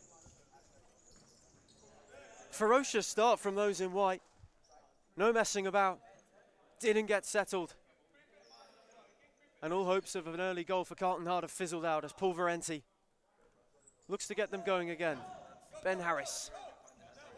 And Jimenez in quickly to ensure that Pasco Vale win the ball back high up. Inside the first minute, Vale make it 6. Half a dozen on Valentine's Day.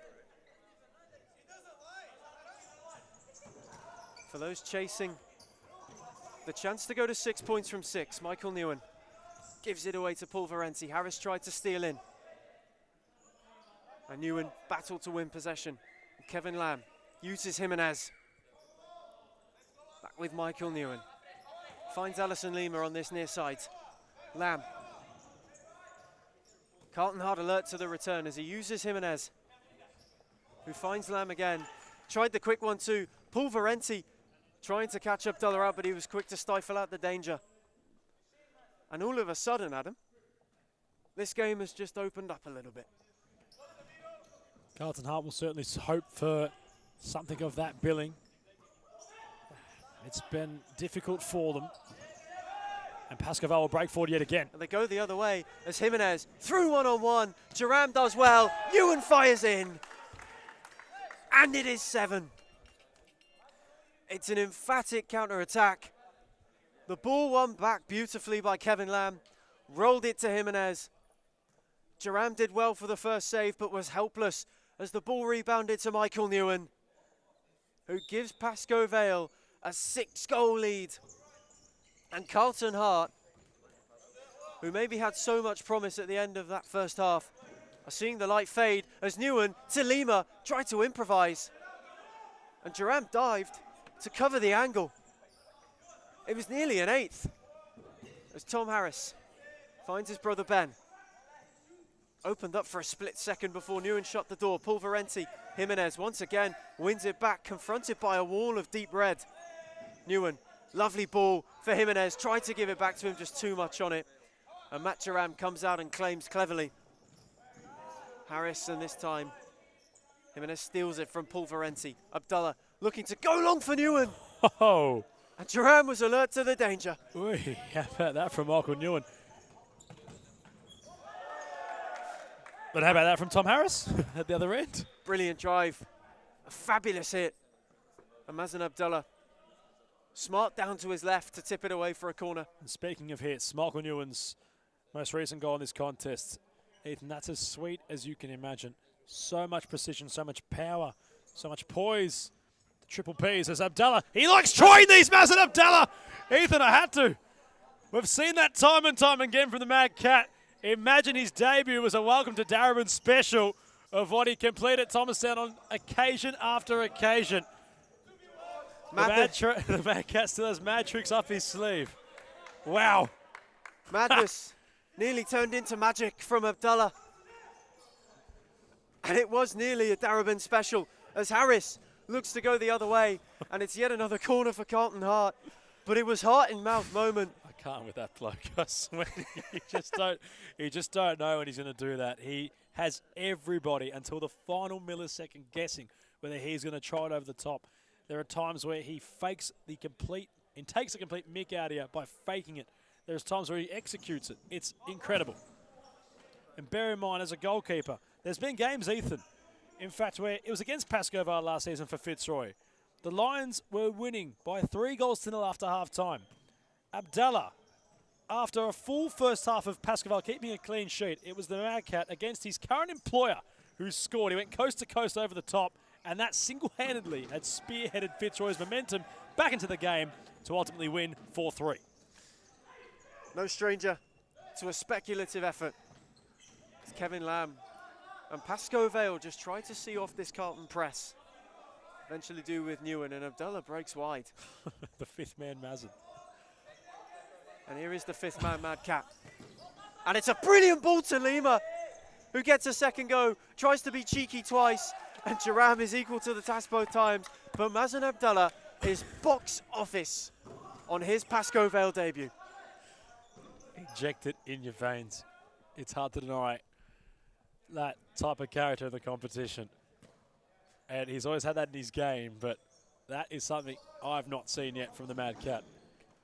And he's having fun out there at the moment. This is what they came to see. This is what we came to see. The majestic nature of Mazin Abdallah. As Matt Jaram deserves his flowers as well. He's been brilliant in goal. Great when it comes to shot stopping. Unlucky with the OG in the first half. But Michael Newen gives it to Jimenez. Surrounded by players for Carlton Hart and gets a shot away. Jaram at the stretch. Shouldn't have been worried in the end. And Harris looking to get them going the other way. LaRocca made the run, but Newen was alert to it. Waited on Jimenez, did it wonderfully. That is just fabulous. And Jaram provided a fabulous save to the end of a fabulous move. He was there at point blank range of the keeper and practically said with his body language, let's have it then. He had it right. He had himself right in front of it and prevented any further punishment for the meantime. He did wonderfully as Jimenez picks it What up a and save. once again, Matt Jaram, fingertips. Crucial fingertips to keep Carlton Hart from embarrassment already. It's a crucial touch. As Alison Lima's found off the corner. And it goes high and wide via a deflection for yet another corner. And Joaquim Jimenez. What can they conjure up here, Pasco Vale? Look for Kevin Lamb. In. And it was in. Kevin Lamb got it over the line. And Pasco Vale, that's number 9 for those in white. And it's becoming a landslide at the start of this second half, Adam. They started strong. And in this opening 5 minutes, they've hit hard. They've done exactly that, Ethan. They've been very impressive. They've been unrelenting. Shivinan, thank you for preventing that from being a calamity. But no, it's been nothing short of what you could argue they've been expected to do in contests like these. Not sure Abdallah was expected to do such like that, but the Mad Cat could be caught here. He was impeding Tom Harris. And Ethan, you might have had a better sight of that. Now then, Mazin Abdallah brandished with a yellow card. Carlton with a free kick. And it was nearly end-to-end the other way for the Pasco Vale keeper, who is truly giving us some moments. Spreading the love on this Valentine's Day is Mazin Abdallah. And Matt Jaram was right to have a dig. And all of a sudden, Billy Sassine and Tom Harris are in conversation over who gets to have a drive. It looks like Tom Harris has won the conversation out. Now Carlton Hart packing that far post. It could be a Harris howitzer.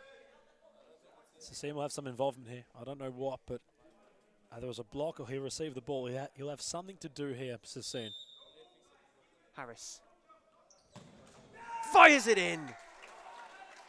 It's a brilliant free kick. Billy Sassine not needed. And it is a Harris hammer. And Carlton have two. And maybe, just maybe, after being peppered for the opening part of this second half, it's been a rough 5.5 minutes for those in deep red. They can find an avenue back. That's what they'll try to do. And Tom Harris might have a chance here. It could be two in very quick fashion. It is. Now then. Now then. Alrighty then. As LaRocca finds himself at the back post with an open net. Two in a matter of seconds.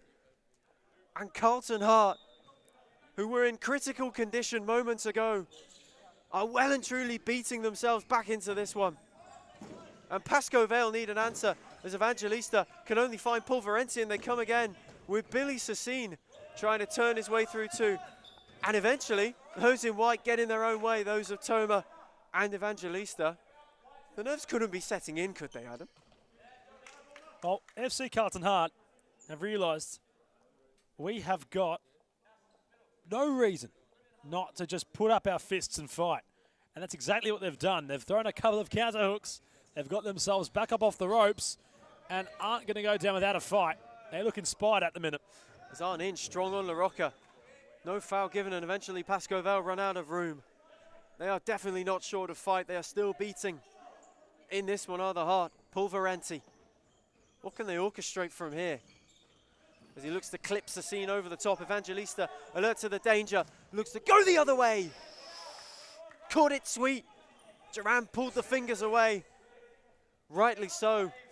Wasn't miles away, just didn't have the dip. As Billy Sassine runs into the Pasco Vale wall. And this game, all of a sudden, the defib's been put down. It's been resuscitated. We're back alive here. As Evangelista gets in the way, trying to stem the Carlton Hart ascendancy. Pulverenti, now Harris. Billy Sassine, lovely turn. Tried to use his body, and in the end,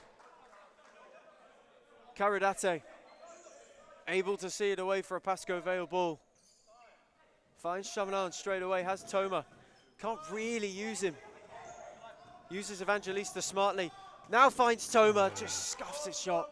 Oh, if there was a quick release there from Duran, they could have been out there. Carlton, the keeper, hesitated, Ethan. And if he went quickly, the numbers were firmly with those in deep red. Oh, sliding doors moment that could prove to be. Could have been a heart attack moment for Pasco Vale. As Madcap Mazan Abdallah goes long. Roof. Ball comes off the roof. And Carlton Hart will regroup, having been out of this game moments ago. It seemed like an insurmountable climb, but all of a sudden they've left base camp. Couple of quick goals for those in red. And Pasco Vale really needs to be cautious. It's Power finds Pulverenti. Billy Sassine. Oh, nearly had LaRocca. He was stretching at the back post.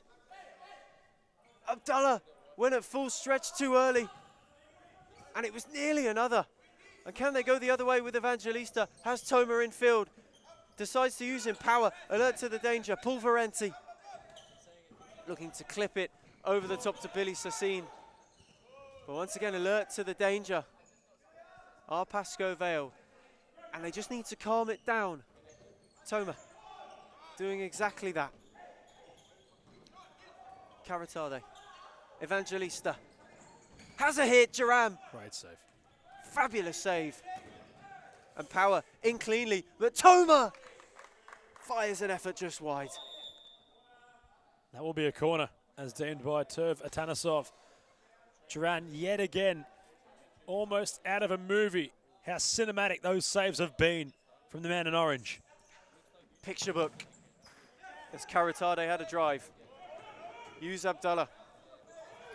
Has the two wide. Looked long for Evangelista. Just too much on it. Not the worst idea. As you can see, Carlton Hart pressing higher. And Duran and Pulverenti. First 8 minutes have flown by. As is the nature of Carlton Hart's comeback at the moment. Billy Sassine, was he dragged down by Arn? Officials say no. Chavanon runs out of room anyway. But the tide has well and truly turned, Adam, in the first 5 minutes. They were under the pump. But now it is Carlton Hart who are ensuring that maybe the heart rates of those in white have just raised a little bit as Evangelista rolls it just wide. That was a massive look for Pasco Vale. Love the shift of direction from Guradate to really open things up for Evangelista. He went for the out-swinging left foot curler to the bottom left corner. And it was rather the picturesque effort to provide. It wasn't the most definitive. And yet again, it's just briefly looking as if Pasco Vale are uncomfortable at the minute. Carlton playing with passion. There's a pulse inside this FC Carlton Hart. Absolutely. You could almost say the rate is rapid at the moment from those in deep red. As Pasco Vale are just trying to get their grip back on this game. Carlton Hart have shown a lot of fight. As Pasco Vale drive forward with Evangelista, whose ball flashed across the face and Toma couldn't apply the finishing touch. Carlton Hart survive a little bit of a scare, and Power finds Duran, who gives it away to Arn, who's got half the court to roam into, chooses to use Toma instead. Evangelista at the back post screaming for it. And Duran, all he can do is palm away for a corner.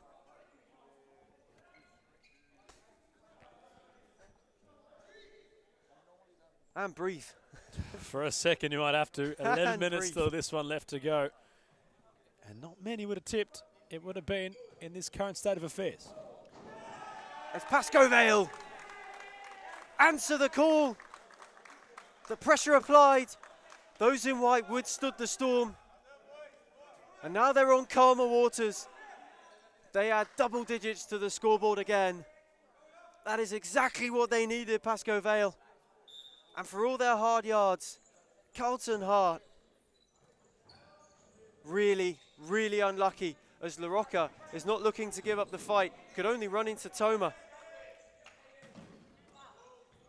And Caratade does well. My apologies, it's 9-3. I'll even apologise further. I did not realise, and I will blame a chink perhaps in the screen we see here with the scoreboard. On our screen, that is. I'm not sure what made me believe the score was only 6-3, but the number's upside down. It is 9-3 the score. That might just change perhaps the emotions surrounding FC Carlton Hart. I thought it was a bit closer on the scoreboard. In fact, it is not. Paul Varenzi goes down under a strong challenge from Caradate. And La Rocca had a look at goal. And Jimenez had to be sharp. And Harris pulls his shot just wide. And things livening up. And Evangelista calling for a straightaway. Abdullah obliges. Has half the court to roam into. Caradate and a foul from Ben Harris. In fact, it is Josh Pulverenti who got in the way. As a yellow card is brandished. And we go to a timeout. A real end-to-end, emphatic start to this second half as we near the halfway point of it. Still 10 to go here. And Pasco Vale lead this one by 9-3.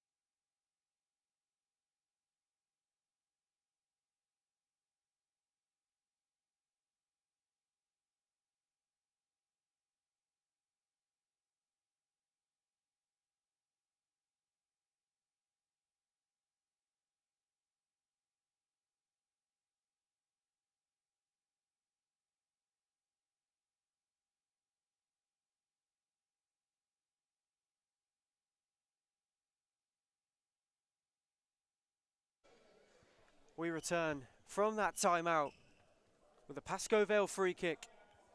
6 goals ahead, but they've had to work for that advantage. As Kevin Lamb runs over it. Michael Newman tries to roll it back to him. And Pasco Vale retain the ball. With 10 minutes to go, we've reached the halfway point of this second half. And Michael Newman finds Jimenez. We've got a tantalising 10 minutes left as he looked to find Newman, but Paul Valenti stole in, rolled it to Harris. Saved by the Mad Cat. Abdallah does brilliantly. And Newman up this time. Look for Evangelista, who nips it away from Paul Valenti. Kevin Lamb does brilliantly to keep that in. Recycled incredibly well, but then the Mad Cat. Maybe a bit of head loss from Abdallah as he looked long to no avail. Noticed Abdallah had loaded up pretty quickly upon the FC Carlton Hart chance. He was quick to step off his line and basically smother the ball from going anywhere near his goal. And that's just a part of his game, I guess, with the Mad Cat. He's always that step ahead. It's a smart stop from the man who has provided us many moments tonight. As Billy Sassine's header nearly gave Tom Harris a moment. And Kevin Lamb dances past. Lovely bit of footwork.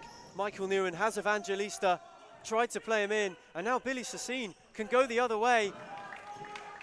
Ben Harris was screaming for it, but the Carlton Hart number 6 chose to go alone, and Joaquin Jimenez stood strong as Paul Valenti has a hit, and Mazen Abdallah down to smother well. Quickly releases Evangelista, charging down this commentary side.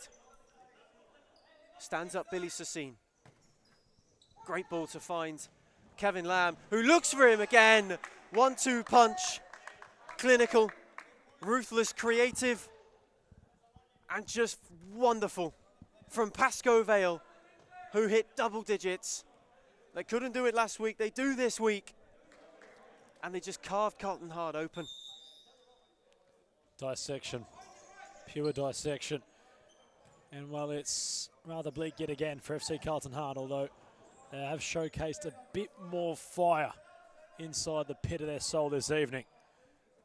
But all that can be really stated properly, Ethan, is that Pasco Vale have been looking clinical in attack. They've made the use of the back post yet again.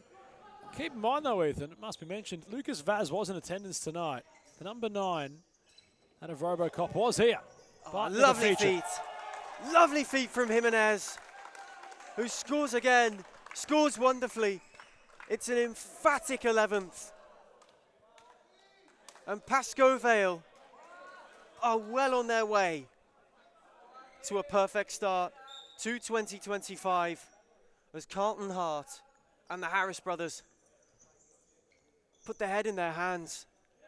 2 quick goals, releasing all the pressure, undoing all the good work that they had built up, as Billy Sassine can only clip one into Michael Newman. Oh, that's wonderful. Finds Jimenez, and it was there for Alison Lima, who just couldn't apply the finishing touch. Wow. Ethan, at free rein of Pasco Vale at the minute, but as I was saying before, it's a story also developing, considering that Lucas Vaz was here, was doing some warm-ups, was in his playing attire. He had never entered the court. Not exactly that he was completely required for Paco this evening, although Carlton Hart might have an opportunity here. As Billy Sassine scores wonderfully. My word, what a hit from the Carlton Hart number 6. He finishes off their 4th, and it was such a delicate finish. Beautifully placed. Madcap Mazen Abdallah, no chance in goal. The heart's still beating as Jimenez. He's not happy, the Mad Cat. Not to cut you off there, Ethan, but Mazen Abdallah not too pleased about that. And I can tell you this right now, by his standards as a goalkeeper, that's something he will not forget about for a while. Not so much just that goal he conceded, but yet again with Abdallah, of course, he has returned from an injury. Haven't seen him in some time. I dare I say the last time we'd seen him would have been the Classico, that of the 2nd in Season 2 of 2024, back in Thomastown. It's been some time, of course, missed the national championships. And, well, the Mad Cat, who himself would deem that is on the cusp of some really rich experiences so much with the Futsal Roos potentially being on the cusp. I know they were his ambitions prior to the national championships. He would have mentioned that himself. But all considered, a return hasn't exactly gone the fairy tale way for the Mad Cat tonight. That is no real, well, big claim to make. And you'd say no real concern tonight for Pasco Vale. They've been good enough. And he hasn't had a clanger. He hasn't had a clanger, but not by his own standards. I'm sure he would have exactly wanted to come in and not have conceded, although Jarvis Gin, I believe, had conceded first. So I'm sure the clean sheet was something he'd look to keep intact, although they have many chances again. Meanwhile, as Harris rolls in a fifth for Carlton Hart. He just stole in and won the ball, went on a one-man break and showed a lot of composure to roll it into the bottom corner. He scores their fifth, and all of a sudden, this has a bit of ebb and flow to it. Pasco Vale still comfortably in the advantage and looking to respond straight away, and Alison Lima nearly did. This game opened up rapidly all of a sudden as Jerram looks for Billy Sassine long and finds him. How can his hold-up play go? Michael Newen gets a foot in and just touching on Abdullah. There's not a lot he could have done about that. It was a cool, collected finish from Tom Harris. Bottom corner. Bottom corner. Side netting. As clinical as it gets as Sassine fights Harris again! And all of a sudden, Carlton Hart have hit 3 in a row. And now then, we said it before, Adam, there's 7 minutes to go in this one. And they're right back in it. We're back to where we were before the Vale flurry. As Jimenez uses Newen. This would have been a shock to the system for those in white. And that's a fabulous ball from the Mad Cat to find Alison Lima, who's passed with red rail by Harris. And now Jimenez trying to dance his way through. Eventually comes away with it. Little clip, just too much on it for Michael Newen. And all of a sudden, Adam, we've got 7 minutes to go.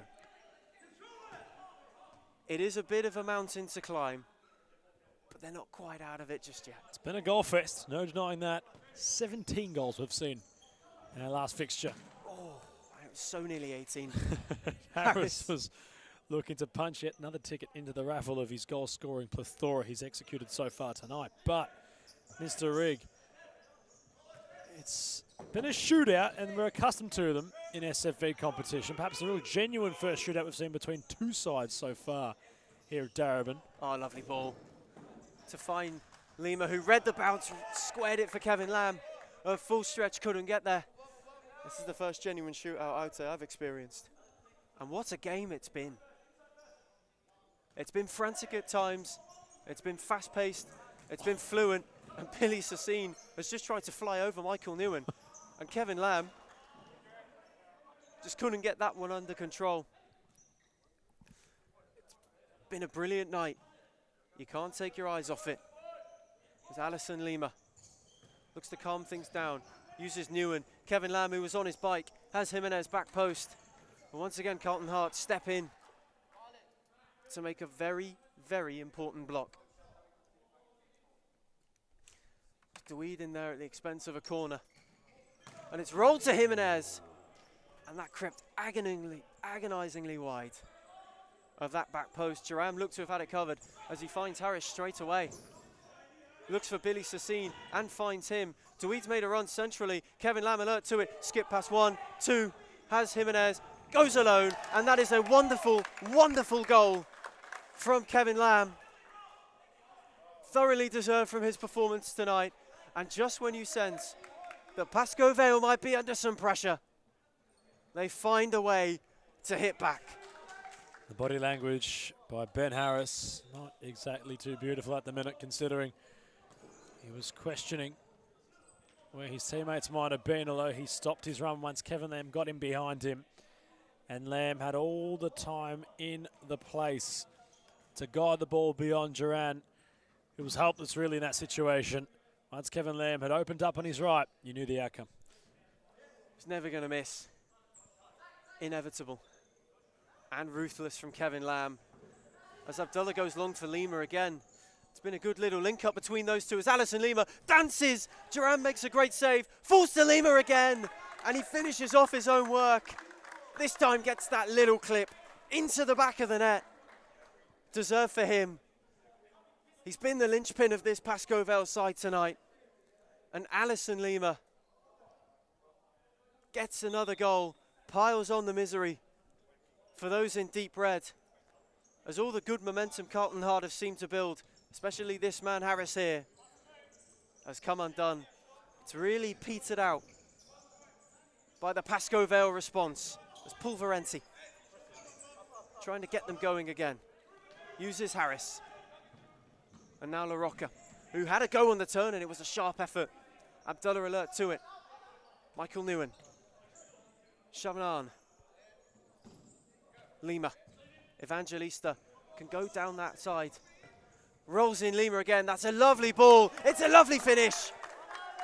And Pasco Vale have secured the points, you would think now. Well, perhaps for a good while. It's been nothing short of entertainment. Pasco Vale, you could argue, had a firm grip on the contest for some time. And dare I say, Alison Lima yet again, a trademark finish. So much composure when confronted in that situation.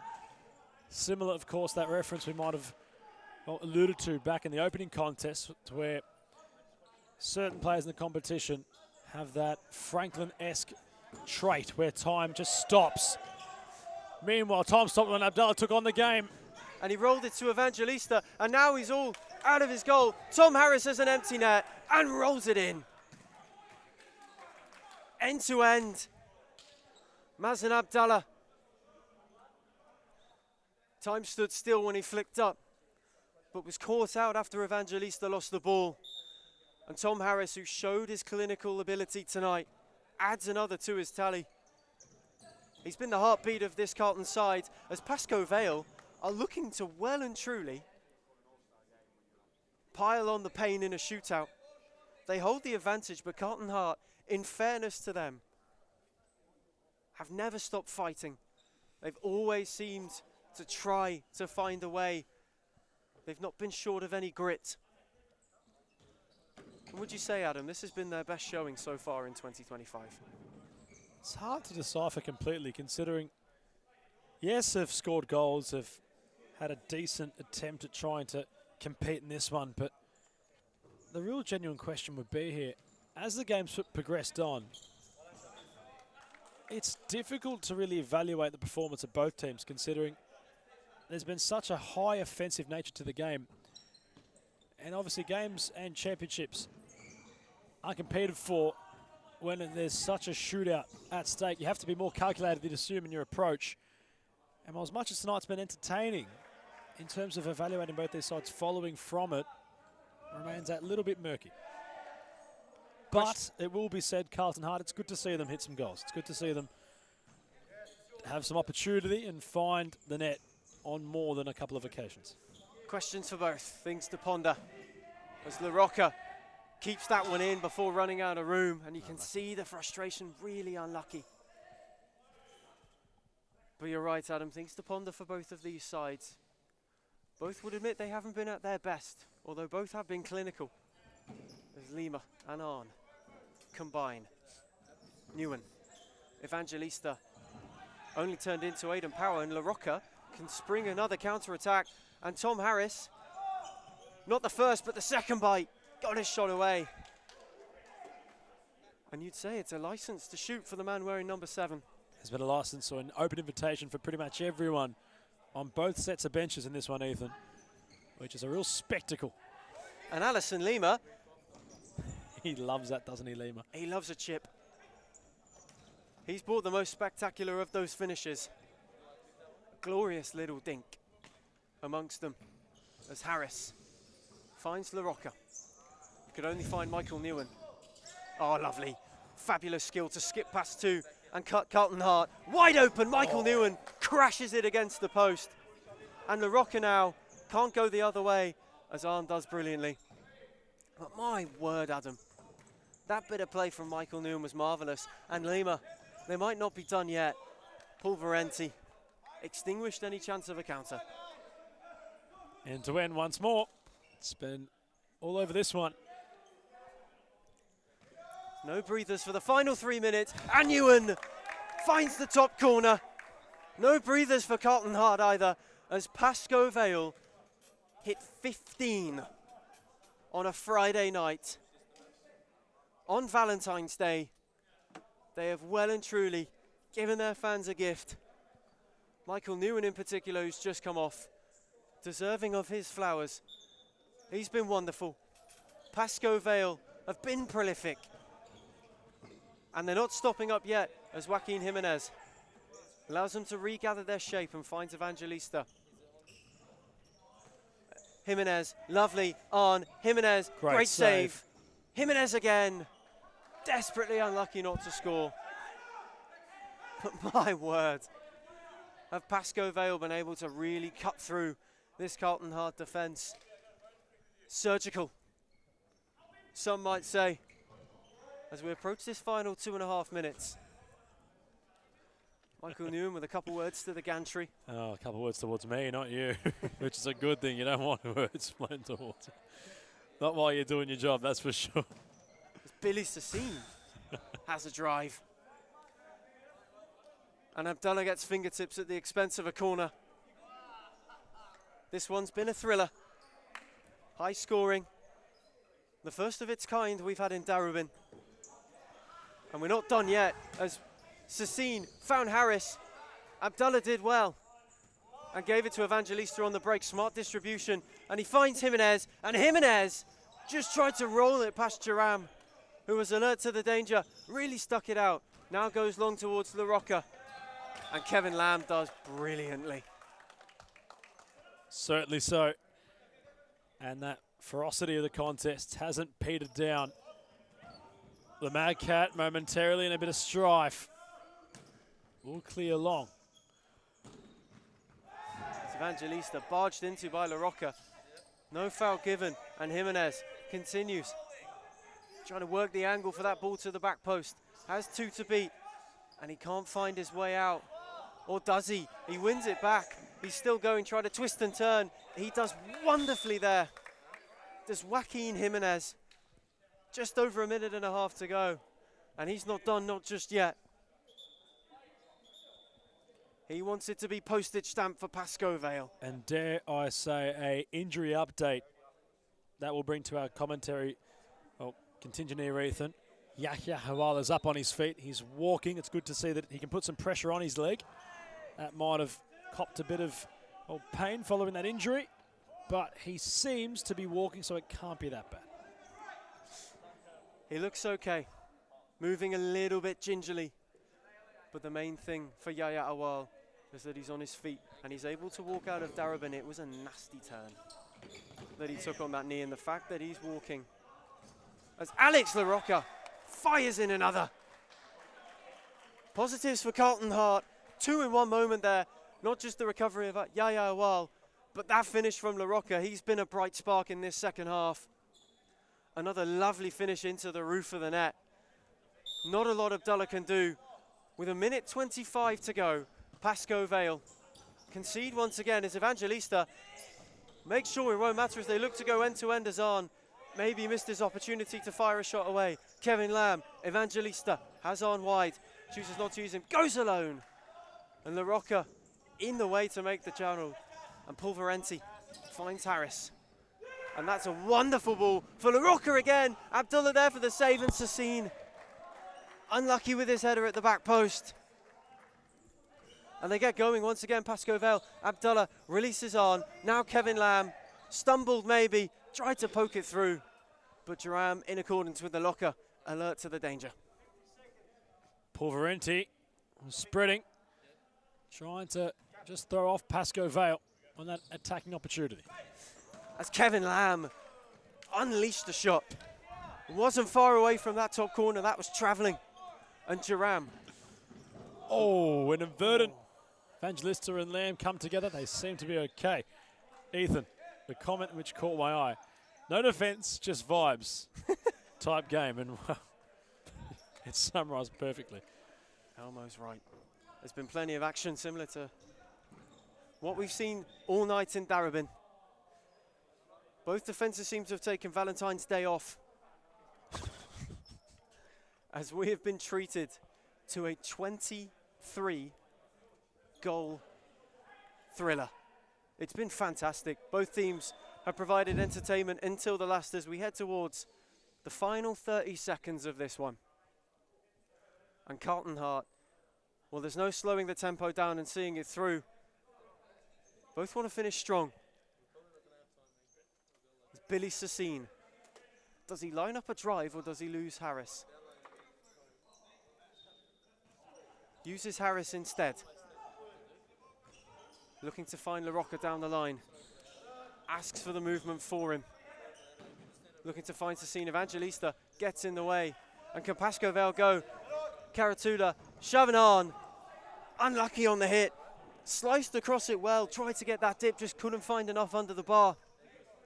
As Matt Charam once again goes long for Sassine, whose hold-up play has been good. LaRocca urged to shoot on the volley, but ran out of room before he could get any meaningful touch away. And Adam, as we round out this one and close it for you, what are your takes from this game? Well, a bit to unpack. A very high-scoring game. A few question marks maybe surround Pasco Vale and the goals they've conceded. Much to the credit, of course, of FC Carlton Hart. You have to be good enough to score them. It's exactly what they've done in this contest, so fair play to them. As Pasco Vale round out what's been for them an emphatic victory. Leaky albeit, but whenever they've gone up the other end, they have made it count with aplomb. And it's another one of those back post finishes, a well-worked routine, well-oiled in that sense. Carlton Hart have had no answer all night as Harris fouled by Evangelista, but that will be that for tonight's proceedings. But for round 3 as well of SFV, and those in white, Pasco Vale, prolific all night long. Carlton showed a fair bit of heart. And for those in red, you could say that there's a heartbeat for them in 2025. Nepomuceno saw red, but at the end of this one, it is Pasco Vale who come away doubling the scoreline. It finishes Pasco Vale 16, Carlton Hart 8.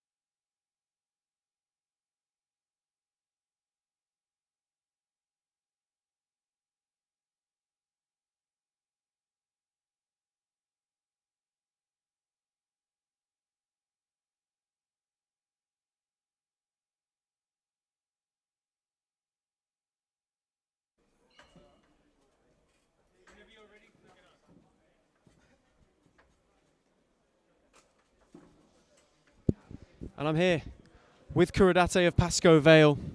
An emphatic win for your boys tonight. You showed a clinical finishing edge. You were ruthless in front of goal throughout. What was the reaction there at full time, even if it was just a brief moment you got to spend with the boys? Well, yeah, it was a great team effort. I mean, we scored, 15, 16 goals. Yeah, great team effort. Did concede a couple, but that's something we need to work on next week. Individual performance, I scored 2 goals, but I think it was the team helped me come into the game, first game, and yeah, just bringing my confidence up every week.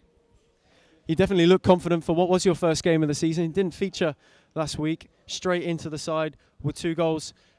How would you rate your own performance tonight? Are you pleased with how it went? Yeah, I'm definitely pleased. 2 goals in my first game. Obviously, I'm one of the younger players in the squad, but definitely happy with how I played today, and looking forward to next week and hopefully step up my game then as well. And as you mentioned, next week looking forward, and then some big games straight after that too. What's been the message going into this next run of fixtures around the group? Well, with our coach Maurizio, he wants us to be champions. I think we're real contenders this year, and yeah, very very confident with this team that we have. Well, fantastic stuff tonight. You certainly showed that you'll be in the hunt this season. Congratulations, mate. Well played. All right, it's done. So let's just turn off the live stream. End the live stream, Josh. Click end stream. Yeah, well, just the top right. Top right? You 8 goals, that's disgusting. I'm just saying this, I don't know who does